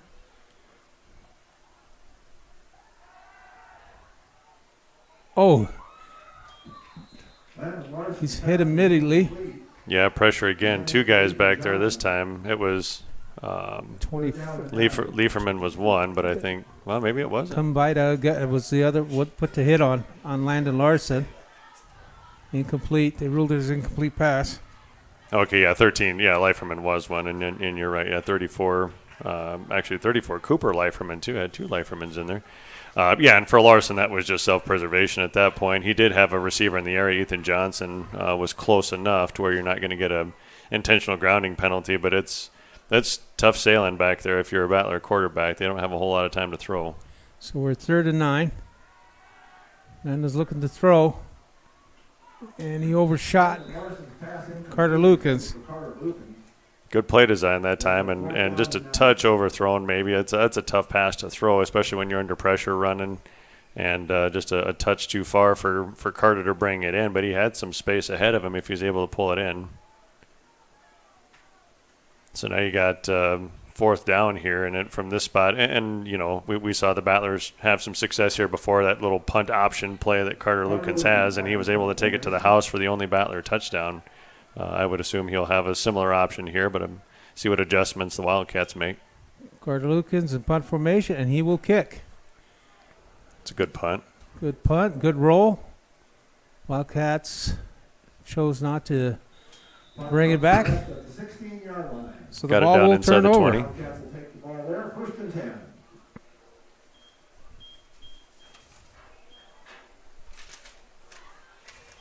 It's got to be about the worst starting field position that I've seen for Kimball Whitelake tonight. We'll see if the Battlers can keep some pressure on them and maybe force a 3 and out and get some good field position coming the other way.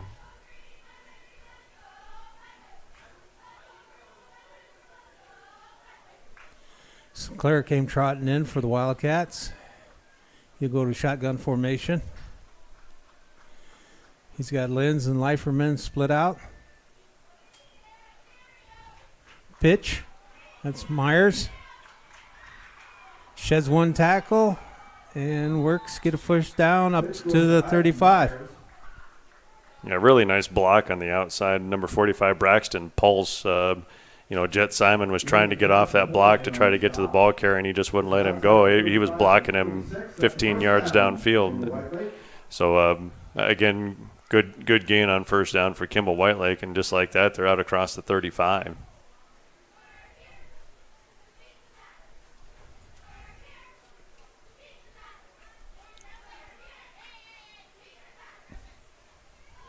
Looks like we got a 4-man front here now. I know in the first half they were going 3 guys up there for the Battlers. Shotgun to hand up to Myers. Myers tried to go up the middle, but he chooses to go outside, and he picks up another first down. Yeah, Jet Simon knocked him out, and I was watching Chance Smith on the end of the line here. He just ducked inside for a minute, and that was enough to lose contain on the outside, and they made him pay for it. So again, another gash play for for Kimball Whitelake, and 2 plays over 10 yards per play, and now they find it clear out on the 47-yard line. Still want raffle tickets? Now's the time.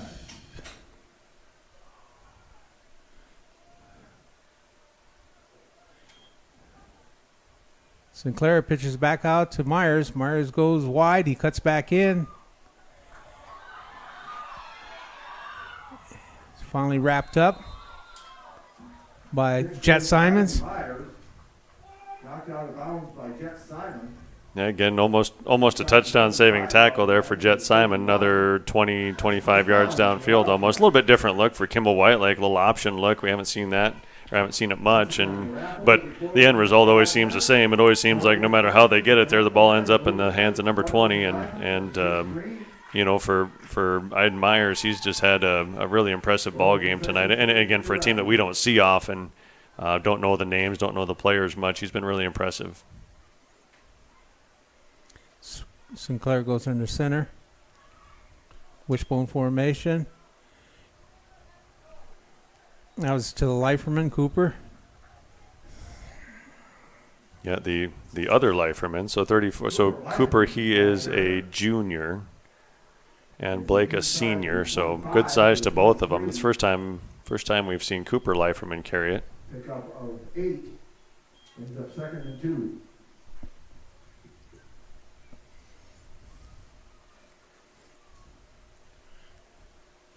Got a 2nd and 2 here. Same wishbone formation.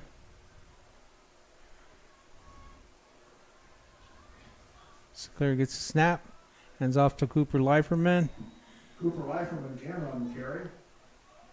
Yeah, nice play that time. 22, Tanner Vandervorst, got an arm in there, grabbed a leg, and took him down. So that's for 2nd and 2. He did not get enough for the first down. So you do have a rare third down for Kimball Whitelake tonight, and see if the Battlers can take advantage of it, which this position on the field you would know they'd be going for it on 4th down anyway. So two plays to pick up this yard, but just a chance to make a play on 3rd down if you're Potter County. If they can blow it up. Sinclair holds, quarterback sneak. Well, I don't know if he got it. I think they're stopping the clock. Take a look at it. I think he's got to get to the 20, but maybe I'm wrong. No, they're going to signal first down there. 20-yard line is a first down for the Wildcats.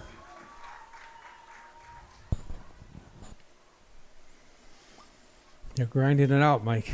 They are, and that's 6 running plays in a row. You have a luxury when you've got Iden Myers gashing for 10, 15, 20 yards a carry, and then you can turn around and hand it a few times to Cooper Liferman, number 34, and spell Myers. I see Myers is back in the backfield now, that wishbone again, so we don't really know where it's going. They've been going to the up man the last couple plays. Meyer gets the pitch. Good tackle. There's a flag, though. Flag on the play. Yeah, I got Joe Stanley in there, the Joe sophomore. Stanley did a great tackle. Joe Stanley on the stop. I would tend to think hold here, but they're talking to the Battler sideline, so probably asking them what they want to do with the penalty.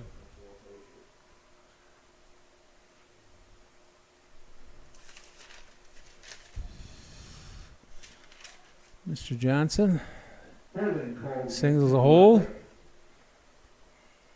Goal will come back to the 30-yard line, first down and 20. So. And we've seen the Wildcats backed up a few times, and unfortunately for Potter County, it seems like they found ways to erase that yardage pretty quickly. So we'll see if they can hold them off here and maybe get them to a 3rd and 4th and long situation. Going to have to start on this play, though. Liferman split out to the right. Sinclair drops it over to Meyer in the middle, though. He's picking up ground, and he goes all the way in. That's number 32, Lucas Lenz. Is that Lenz? Yeah. I apologize, folks. It's a score of 32-8, pending the extra point.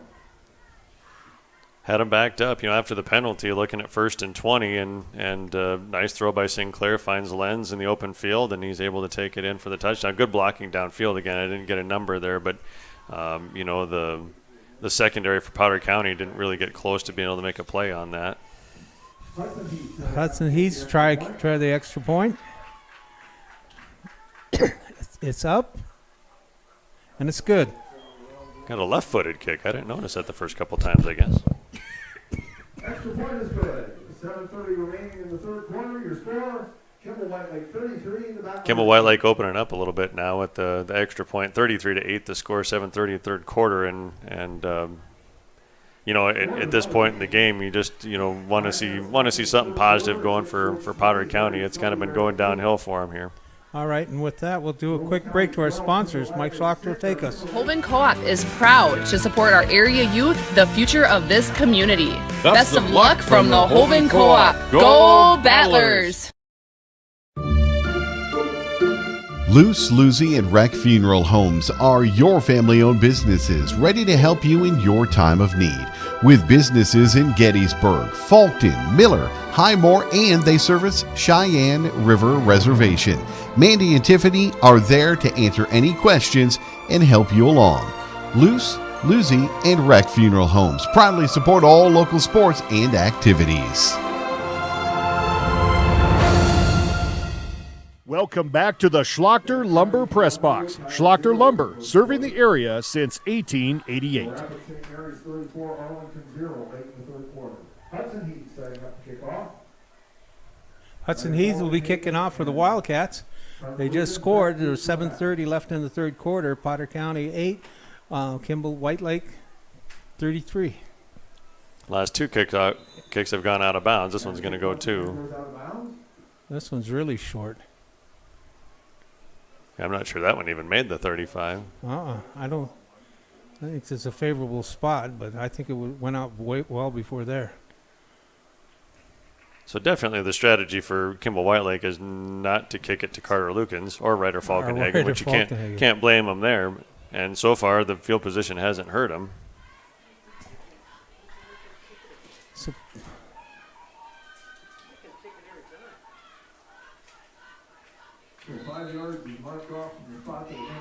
So yeah, they're going to mark it from the spot. So with the penalty and acceptance, they'll start on the 37, the Battlers. Landon Larson's in for the Battlers.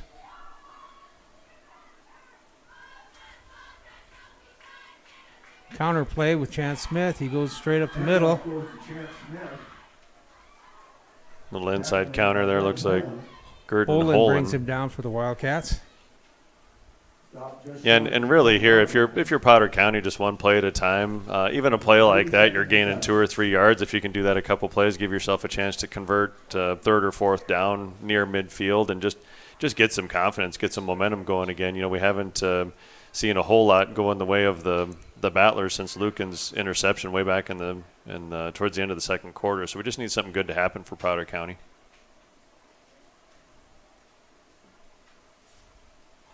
Landon has it. Still has it. He's looking for somebody. It's incomplete, right, Mike? Yeah, incomplete. Leiferman actually got out in coverage that time, and you know, for Larson, that's a tough play. You know, he's rolling to his right, which makes that throw a little bit easier, but you know, he's still under pressure, and I don't know that I've really noticed a play tonight where he looks comfortable throwing the ball. He just kind of seems like he's getting rid of it before he wants to, and that's tough to make completions that way.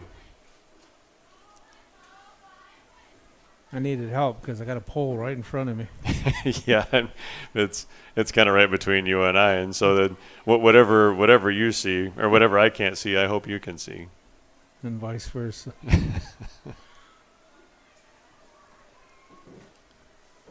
Landon put Chance Smith in motion.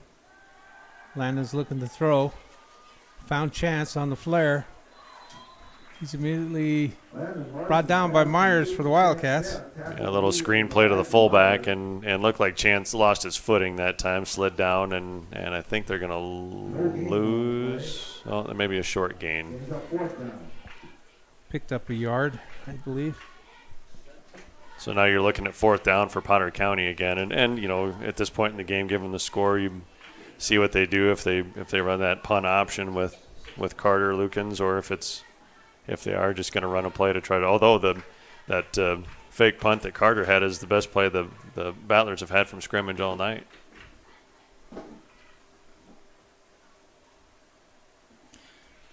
Carter Lucas does show punt again.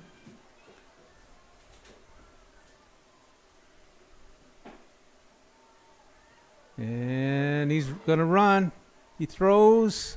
It's incomplete. Ball turnover on downs. Pass incomplete, intended for Ivan Stewie. And that's such a tough spot. You know, when if you're Coach Kuzer over there, either one, you're going to punt it right back to Kimball White Lake, or which you don't want to do. And here, if you don't convert, you're giving them good field position. But the way the Wildcats have been moving the ball, it doesn't really matter too much where they're at on the field. So that's probably the right call in that situation, to give yourself a team or give your team a chance to maintain possession and keep a drive going. Yeah, I agree. You had to do something to keep them fired up. So with that, the Wildcats are back in control of the ball. Christensen's in, quarterbacking for the Wildcats.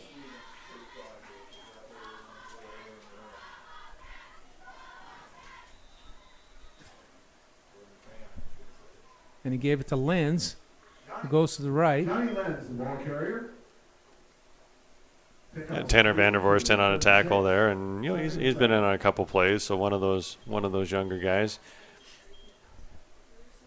About 3 yards on first down. We'll see if they can keep him behind the sticks here a little bit. Yeah.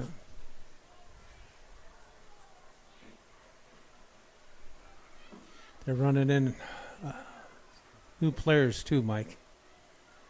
Christensen gave it off to Bass. Bass still running, and he'll step into the end zone.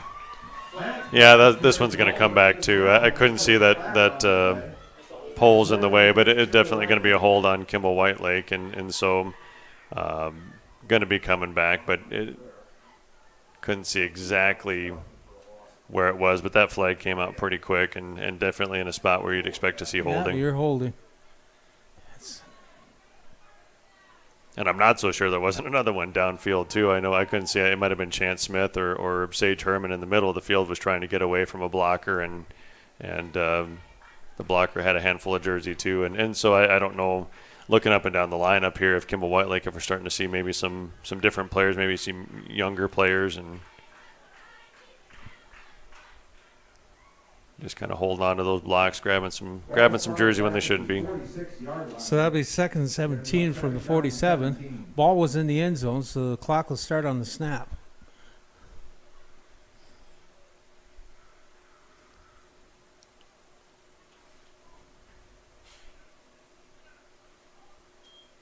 Christian shotgun formation. He has it. He's looking to go deep. Life for men goes up. Contested, no penalty, so it's incomplete.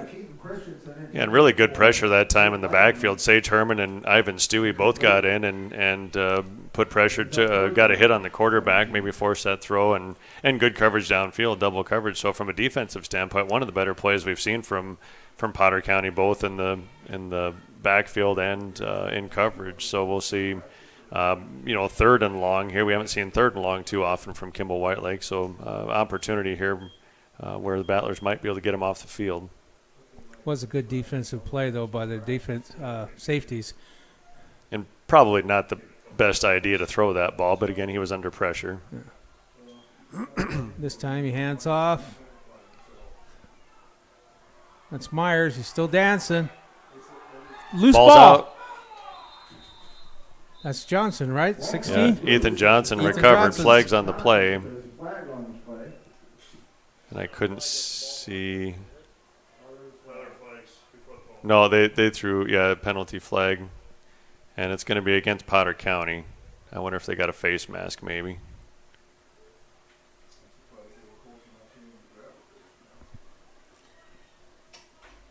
Oh, no, it is against Kimball White Lake. I thought they were talking to the Kimball White Lake sideline. All right. There's one of the best signals we saw all evening. Yeah, we haven't seen that too often. So Battler refuses a penalty because it gives him the ball. Put him back on offense.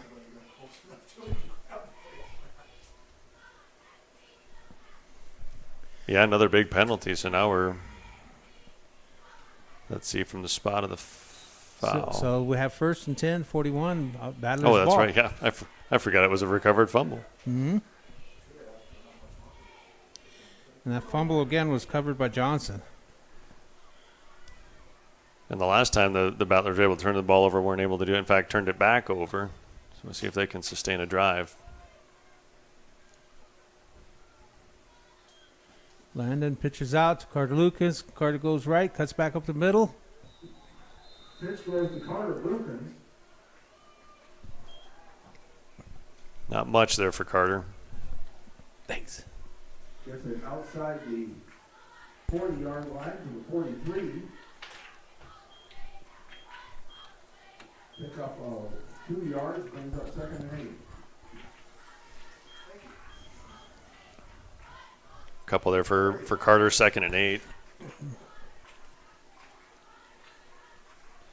Not sure what injury Landon Larson had in the first half, but he's played every snap here in the second half, so it seems like he's doing all right. Pitch out to Lukens. He's going to the left. There's another. Two flags on the play. Yeah, I'm not so sure that second flag might end up being a helmet-to-helmet hit, maybe a targeting call. But there was a flag before that too, so they might be offsetting. Might be offsetting. But yeah, they're talking to Cooper Leiferman. He was the one that came in, and that did look like a helmet-to-helmet hit. We'll see what they say. It seemed like Lukens was okay, that he didn't suffer the worst of that. Yeah. So the officials definitely have a few things to sort out here. Okay, I'm doing my best to see the white hat. He's right behind that pole. Because there was a flag before the hit, and I would assume that's going to be against Potter County, whatever that call was, maybe a block in the back or a hold, and then that after the hit, there was definitely a late flag after that.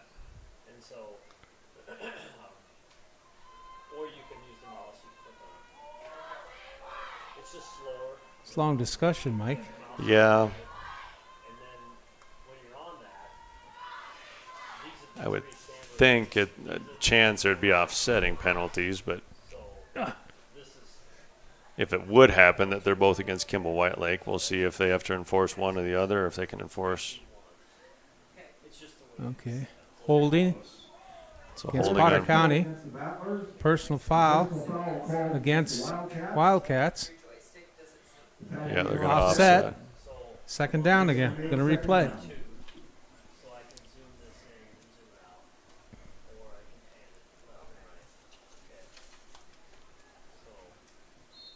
So Leiferman's going to come off. That's going to be number 32, Lucas Lenz, is going to come on to replace Cooper Leiferman.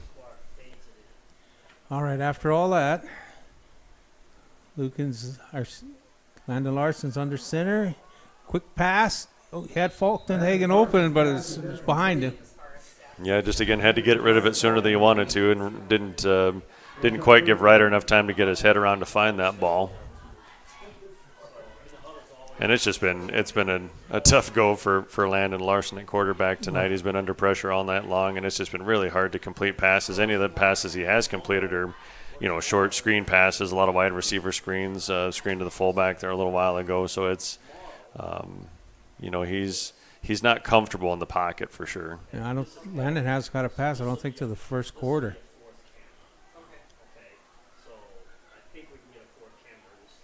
We got trips on this side, Mike. Yeah, going to spread them out a little bit. That's Jet Simons got the pass. He's immediately wrapped up by Lucas Lenz. Yeah, we're going to get a hold. Looked like Ivan Stewie was one-on-one trying to block the end here, and I didn't see exactly where the hold. I know they called it because he was the only one blocking there, but he had Cooper Leiferman because Cooper had his head bowed and he was heading straight towards him. And that's tough, I know. And anytime you're having a hard time blocking, and then you're going to send three guys wide, you're kind of leaving yourself even more vulnerable in there. So you're asking a lot. I know Chance Smith was the fullback; he was trying to block on the other side, and I'm not so sure he would have been able to to keep the lineman away either. And after all that, the Cats declined a penalty. It puts Carter Lukens in punt formation. It's a high one. Nice high kick. Nobody back to return.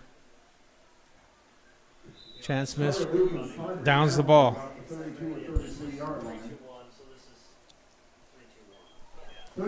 Okay, with that, we'll go to commercials, Mr. Schlachter. First and 10 for the Wildcats, right there.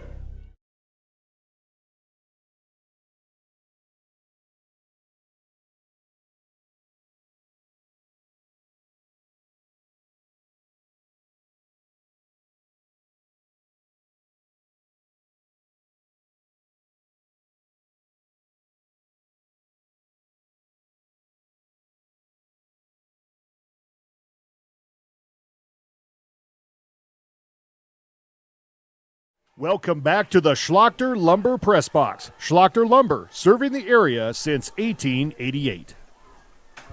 Okay, we're back, folks. Ivan Myers, the ball carrier. Myers was given the ball for the Wildcats. He's stopped immediately, one of the few times they held him to almost no gain. Yeah, they filled number 50, Aiden Forgy, in on that tackle. And that's, I know Aiden's, what is Aiden? Is he freshman?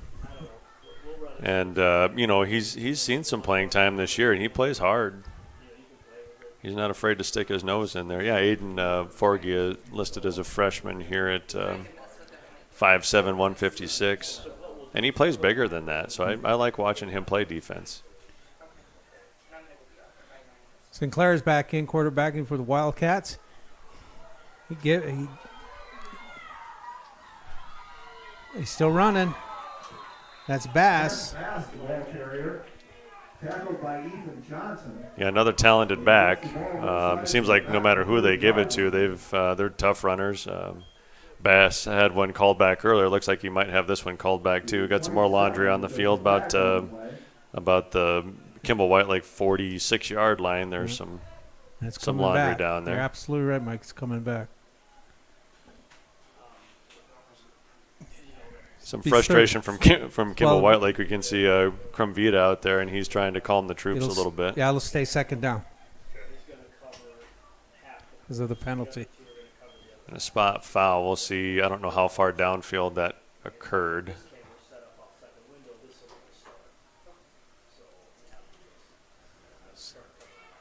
So that wipes out a good run by the Basque. Yeah, unfortunately for him, he's had that a couple times now where he's broken a nice run and had to retrace his steps both times. So the penalty was a little ways downfield, even after the 10-yard walk-off of the penalty. They're looking at second at about 13, 14 yards. So they were about 6, 7 yards downfield when the penalty occurred.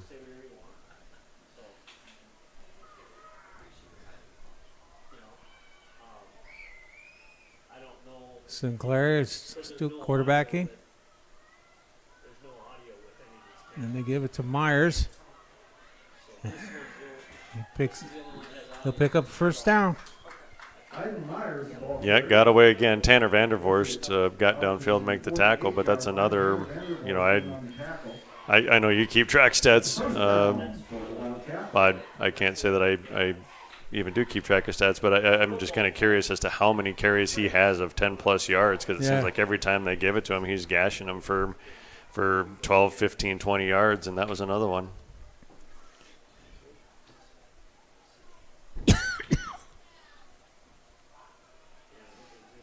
Wildcats.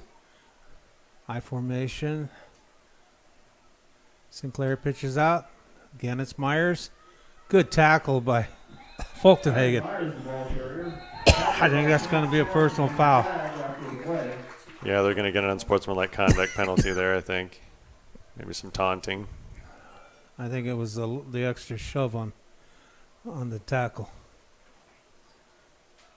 Dead ball. Yeah, that's what it is. I think it's just frustration. It is, and when you play a game like this and you have a team that's emotional coming in, to begin with, and it's just the game hasn't gone their way, and you finally get a chance to make a play, and emotion gets the best of you. It definitely happens, and they actually stopped him, and just the frustration came out. Yeah, and unfortunately, that's going to give Kimball Whitelake a first down on a play that, they had him pretty well contained. And the clock's moving, and we're under a minute, Mike. Okay, the ball was given. Looks like Cooper Leiferman that time. Had it. Yeah, Hobart and Xavier Hobart and Tanner Vandervorst got a couple 20s in on that play, 22 and 25. And that's, that was a pretty good tackle there by those two. And that's something that, especially for some of these younger players that, at this stage in the game, you just want to see a little bit more, give them a chance to prove themselves and see if they can fill some holes and make some tackles. And that they made a nice play there. Okay, we're at 17 and seconds and running. Should be the last play. Now they need to get it off. Yeah, you're just going to let it run down. Yeah, they're checking with the official to see if they have time, and it looks like they do. That's exactly what they did. And that's the end of the third quarter. So with that, folks, the score is 8 for the Potter County Battlers and 33 for the Kimball Whitelake Wildcats. And with that, we'll go to Mike Schlachter. Mike Schlachter will take us to our sponsors. At Plain.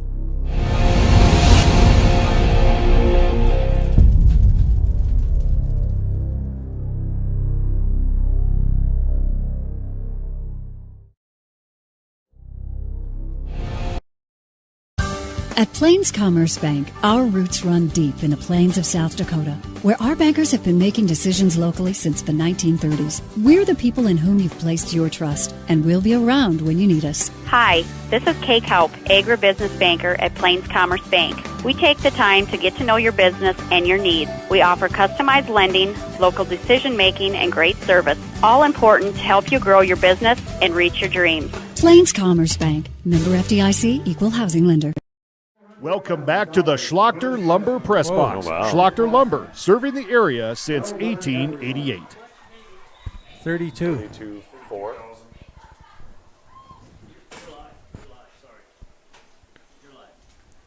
All right, folks, we are live. They were just announced how much money was raised for Vern Smith, and it was $32,000 plus. Yeah, over $32,000 for the free will donation on the admission tonight.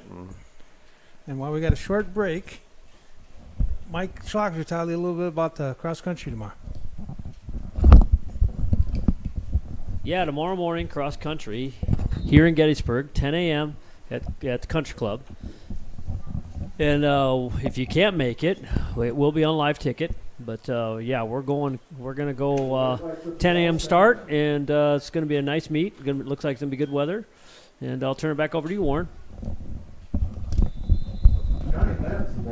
Lenz with the carry up the middle, and again, pretty good tackle there. Xavier Hobart got a hand on him. Tanner Vandervorst finished him off. So the same two players that made the tackle on the last play, and not third and long, but they have created a third down situation here for Kimball Whitelake.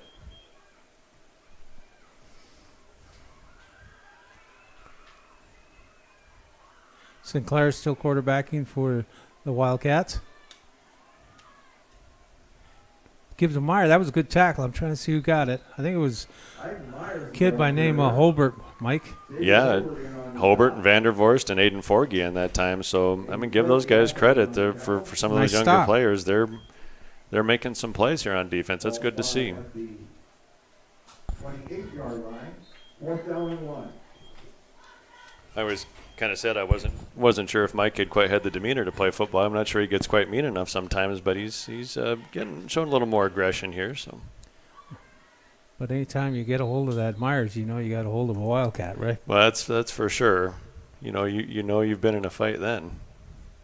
And we've got a timeout for a measurement. They're going to see if they converted. I thought he had, but they're going to come measure.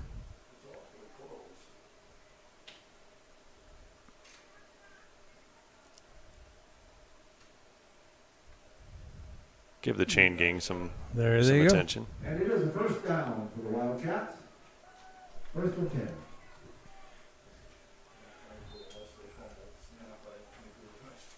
So the clock's running. Sinclair came in from the sideline, got a play.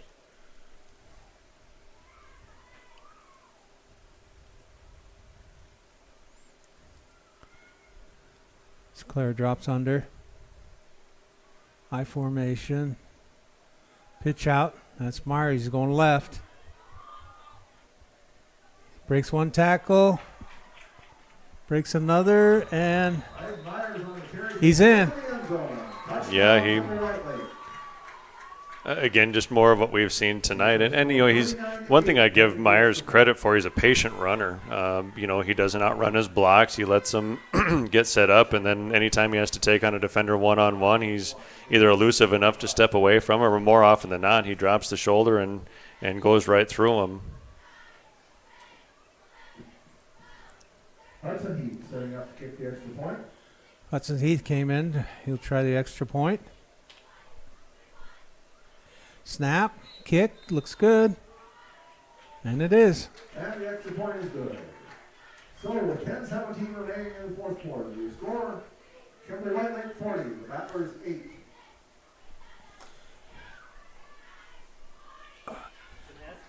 Again, that, folks, we'll be going to our sponsors.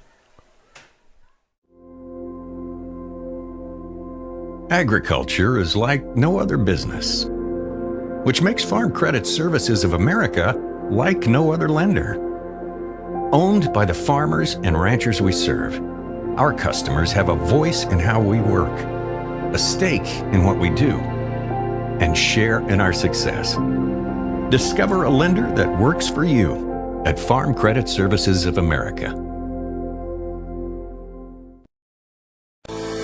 At Northern State University, your future starts with an affordable education that's personalized for you. Experience hands-on learning guided by world-class supportive faculty. You'll also enjoy a full campus life with opportunities to choose from numerous student activities and events, all in a safe, welcoming community. At Northern, you'll find a college that's right for you, a place to belong. Your future starts here. Unleash your potential at Northern. What if we said... Welcome back to the Schlachter right, Lumber Press Box. Okay, we're back, folks. This is Warren LeBeau with Mike Holbert, Mike Schlachter. Also helping out is Jeff Adele.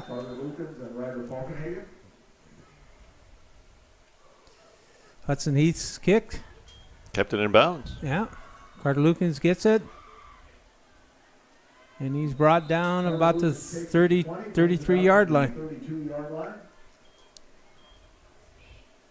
That's where the Potter County Battlers start. Yeah, in the end, that's about where they've started just about every drive now, about that 30, 35-yard line, usually because of the penalty. But so they've been in this spot before. There's a lot going on. It's homecoming night. King again is Carter Lukens. Queen is Greta Gable. Also want to do a shout-out to Amber Michelson. She is the superintendent for Gettysburg High School, and her and the athletic director for Hoven, Joni Abler, brought us up some refreshments, so we appreciate that, right, Mike? That we do, yeah. It's a nice night here.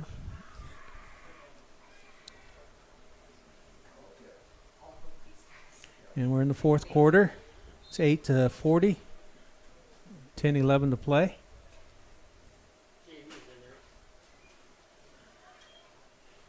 Holbert is quarterbacking. The pitch went to 8-40. Yeah, we're going to get some JV reps in here. Looks like for sure on the Potter County side. I'm trying to look at the Kimball White Lake side and see. Those look like some different numbers out there too. Which that's a good. Vanderholst ran that, right? Yeah, that was him. Yeah, I guess I didn't see the number. It was 22, so it's Vander. Yeah, that'd be Tanner. 22 would be Tanner Vandervorst. 2nd and 8. On the 34. Good-looking quarterback. Takes after his mom. Absolutely. And he holds onto the ball, goes to the right. Immediately brought down.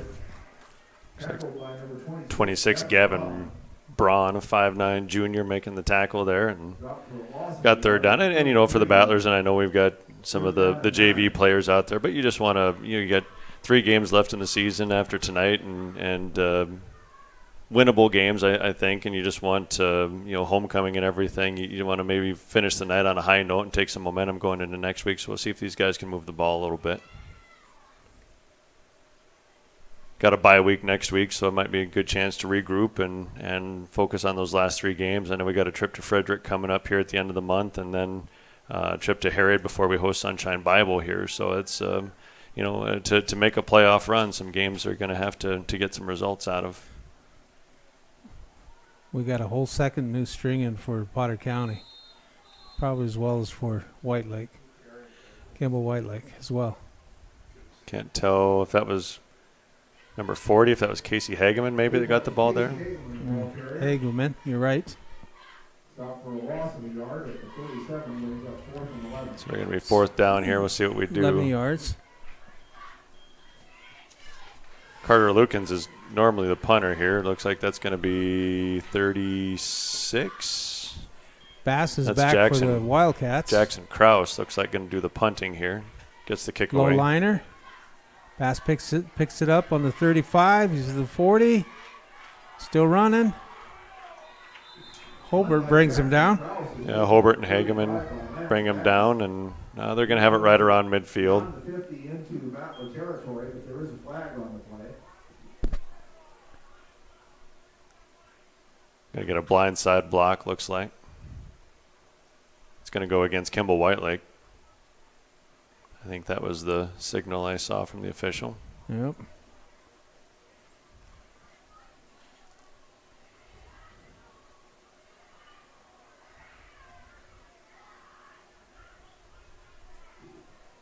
Blindside block is the call against Kimball White Lake.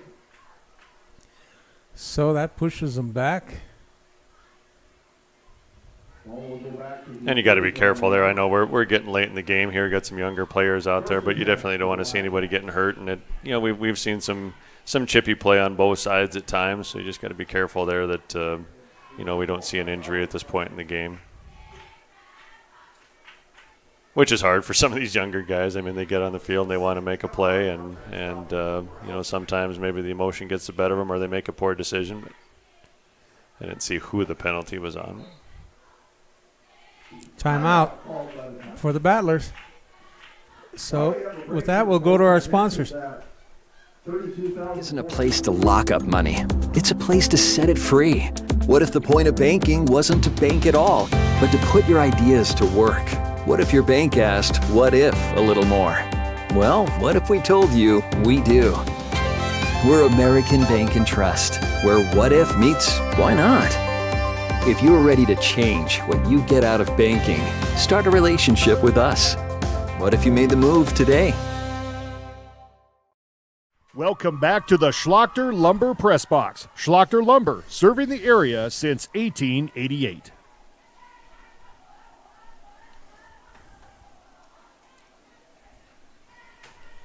All right, folks, we're back. This is Warren LeBeau with Mike Holbert, and also producing and doing everything else is Mike Schlachter. Helping out is Jeff Adele. We have 7:44 left in the fourth quarter. It's 8-40. Wildcats favor. Wildcats have the ball.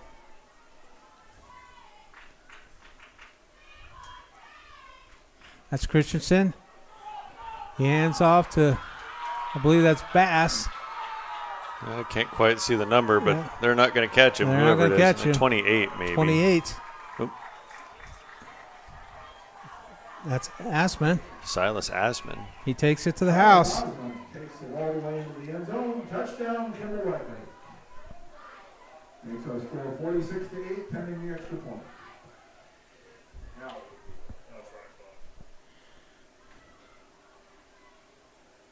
So that score, that'll they'll create a running clock situation now with the lead over 35. Correct. So 46-8. Again, the kind of the second string in for both teams, so a lot of different numbers out there. So you might have to give us a minute to get the right names for you. PAT. Christensen drops back, tucks it. He's going to the right. Hey, good run by the man, but he's short. Somebody came in to make a play over there. Couldn't quite see that. Yeah, that was going to be my guess, as it was probably number 58 in Forgy. Again, you mentioned before, he plays hard. All right, folks. That also, like Mike Colbert was just saying, and invokes the South Dakota Mercy Rule. 35-point lick will cause the clock to run. So the only time the clock will stop is on scoring plays, timeouts, and injuries. Like Aiden might have took the worst of that one. He was a little slow heading off to the sideline. There was quite a collision over there in the corner. And really one of the, I guess if you're going to look for some of the positives for the Battlers, they've done a pretty good job on those 2-point conversions and kept them out of the end zone on those plays. But I do think what Kimball Whiteleg's plan was just to keep punching up the middle and wear Potter County down, which they did. Well, and even if it wasn't, even after those first few plays, when you just saw what Myers was able to do to the Battler defense, that's you're not going to look for a different solution when you can keep doing that. So if it wasn't the game plan, it sure became the game plan pretty quickly. Yeah. Johnny Lenz will do the kicking. Johnny Lenz setting up the kickoff for. And I can't get the numbers on him, Mike, who's receiving. Yeah, I can't quite see him either. I see an 8 and a 3, so we got 80. Not a bad kick. That's picked up by, still can't see the number. So 32, that's Lane Stewie. And 81 was on the other side, Trayson Ziegler. So yeah, Lane Stewie gets the ball on the kickoff, returns it out across the 35. First and 10 for the Battlers.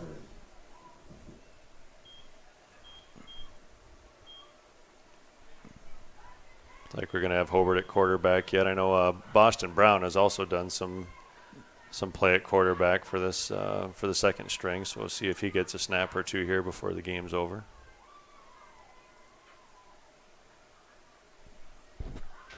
We got 40 Hageman out there, got number 88, got Jensen Zwaber out there, 37's Joe Stanley. Got number 17, that's Mason Gable. So 18's Ivan Stewie, number 20, Kendon Pursoon playing center now for the Battlers.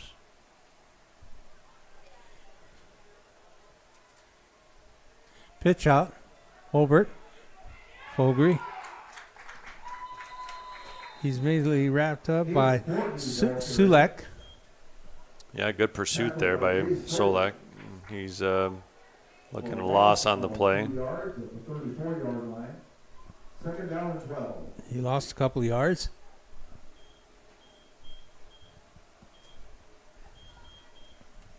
Clock running down, and we're now under 6 minutes to play with the running clock. So again, folks, write this up and put it in Potter County News. Read about it next week. Editors Molly Roberts, Mick Roberts.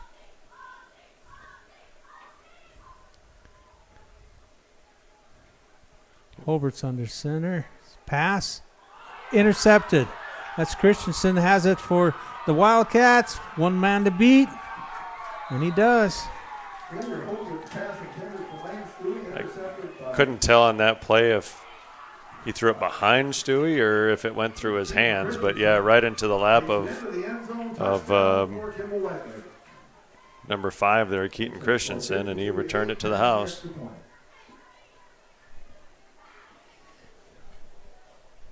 Looking for just a little quick slant across the middle, and he couldn't hook up.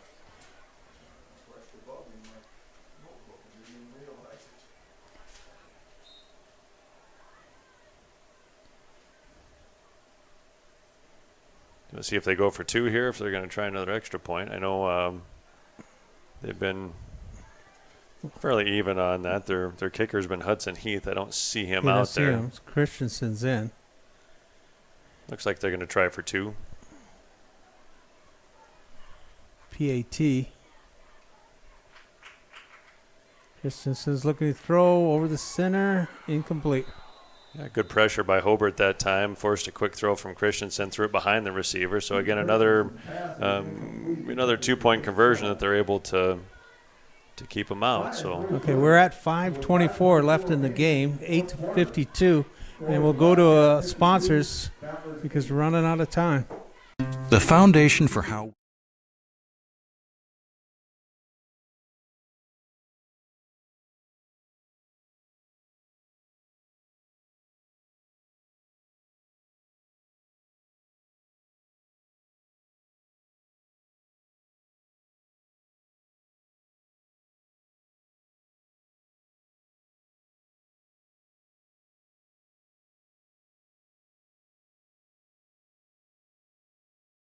Welcome back to Yeah, the they've got a Schlachter good Lumber team. Press Box. Schlachter Lumber, serving the area Fairly since deep. I mean, 1888. running the ball, they can go 3 or 4 deep and be.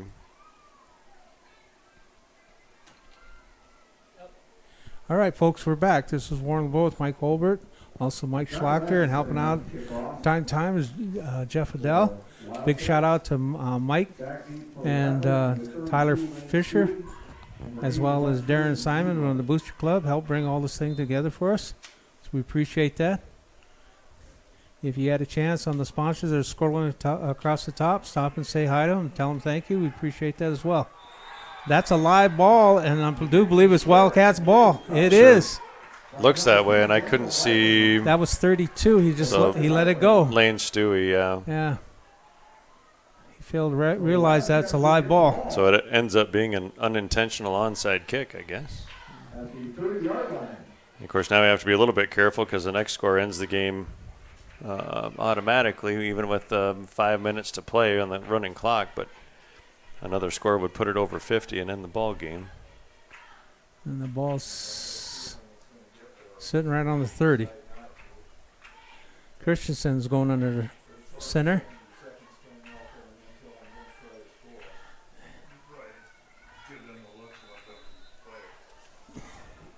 Hand it out to Solak. Solak gets a couple of yards. Yeah, you got about 4 or 5 there, I think. Second down and 5.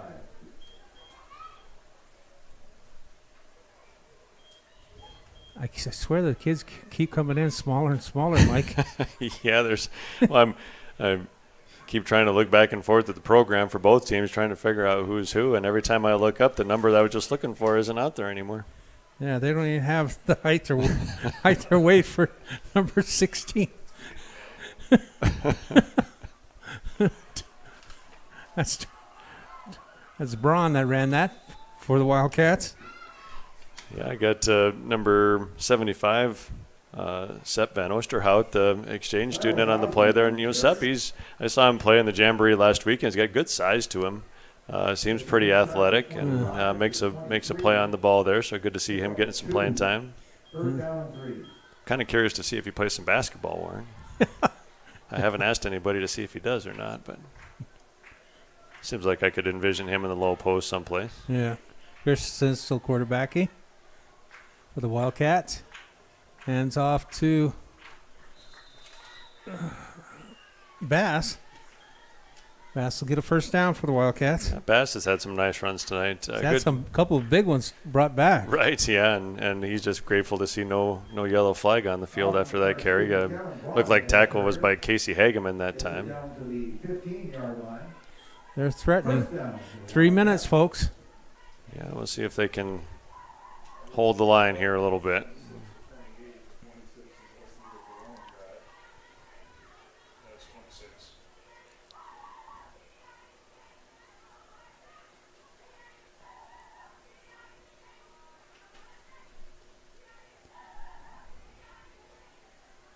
Yeah, they're taking their time before this snap. Now we're getting a hand from the official back there, counting down the play clock.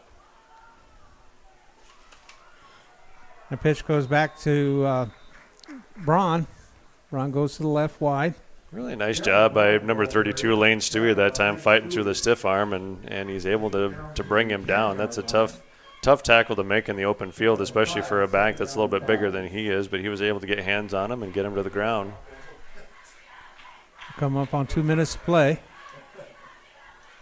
As Mr. Holbert said, they score, it's over.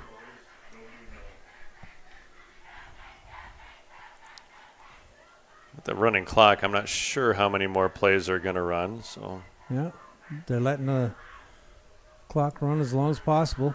Pitch out to Braun again. Braun goes to the right this time. Cuts back to the left. Nice tackle. Looked like Forgy that time. So that's going to take can't quite see from this angle down to about the 10-yard line or the inside of the 10. First and goal from the 5. About a minute 20 left. So you would think Kimball Whitelake have time to run another play. I don't know that they would have to run more than one. So maybe if they don't score on this play, they'll just be content to watch it run down.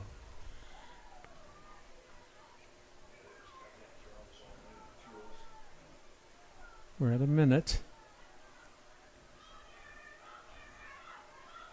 Christensen takes a knee. Well, they are going to take a knee. So. Jaden Christensen takes a knee. So, Mike, that's going to be the ball game. That'll wrap up basically the homecoming night for Gettysburg High School. Battlers had a tough one here, 8-52. It was a pleasure to work along with you, Mr. Holbert.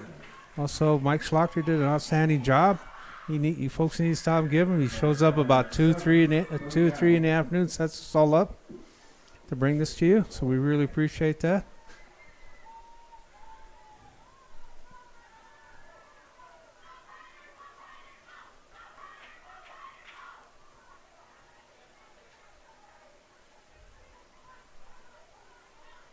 And that's it. And that's the ball game. So with that, Mike. The score is Kimball Wildcats 52, the Potter County Battlers 8. Started off nice, but there too many body punches. Yeah, and that just kind of seems to be the trend. And I'm sure, this day and age, it's pretty easy for teams to watch film, and even for Kimball White Lake, they don't play much in this area, and for them to kind of see what other teams have done to have some success. And the Battlers have run into some teams that run the ball really hard. They run it really well. Last week in Warner and the week before in Falkton, and that's something heading into the bye week that for the coaches just kind of have to find a way to try to make an adjustment there and get numbers to the ball. And they hold their own for a good chunk of the first half, but you can just, like you said, their body blows and it just wears you down, and eventually that's just going to result in big plays. So it's a disappointing result for the Battlers, no doubt, coming in. You don't want to lose it all on homecoming, but that it wasn't as close as they hoped. I know, talking to some of the players and coaches, they really thought they were going to be competitive in this game. So it's a disappointing result, but in the end, you've got a bye week coming up, a chance to maybe get healthy and make some adjustments, do some game planning. And I know, looking at those last 3 games with Neola Frederick in a couple of weeks, and then Harriet Selby, and then finishing up with Sunshine Bible, those are 3 that can be winnable games, and so for them to make the playoffs, we're sitting 2-3 now, so we're a game below 500, and just something for them to work on going forward. Yeah. So again, like Mike said, there's a bye week, but we will not be back here until October 13th. So with that, I'm going to sign off because I need to get going. So I want you folks to drive safe and be safe, and I appreciate you listening to me. Try to do the best I can for you, and that I'll turn it over to Mike Holbert for the last words. Again, thank you, Warren. We got a prayer here for Coach Smith. He is facing a difficult road, but God, you never promised to give us easy roads. You just promised to be with us through whatever road we have. So God, be with Vern. Give him your courage and your strength as he faces whatever he's going to be facing here in the future. God, we ask that you would bless him as he has been a blessing to so many people here in Gettysburg and beyond. Help him feel your love and the love of everybody here tonight, and the love of so many others as well. We pray these things in Jesus' name. Amen. I can't. I'm not sure how much of that you could hear, but nice prayer led for us by Pastor Adele here, and in the end too, that's something that disappointing result for the Battlers, no doubt, but in the end it's a game, and certainly when you look at the big picture and some of the things that some of the folks in our communities are dealing with Coach Smith and continued trials for the Hartung family and Hoven as well, it does put things in perspective for us, and we're grateful that the teams were able to come out, play the game, no injuries, and able to do something that we love and enjoy, and certainly our thoughts and prayers with the families affected, and certainly Coach Smith as he's dealing with with the news from the last week or so, and you know, we hope for the best for him and his family. And other than that, again, thank you to Warren LeBeau for having me on. I always enjoy working with Warren and Mike Schlachter and Tyler Fisher and the whole crew, and hope everybody enjoyed the game. Travel safely, and we'll see you next time. Tuesday, middle school football jamboree here in Gettysburg, Powder County, St. Louis, and Ipswich. That's at 5 o'clock. On Tuesday, the volleyball team goes to Faith at 6 o'clock. Wednesday, the cross-country team is back in action against Fulton, or in Fulton rather, Lakeside Invitational at 1 o'clock. Thursday night, Battler volleyball is in action here in Gettysburg. The middle school plays at 4:30. The C game at 5:30, followed by the JV and varsity game. Next action for the Battler football team, they have next week off, and they will play on the 29th in Frederick, against the Oval Frederick.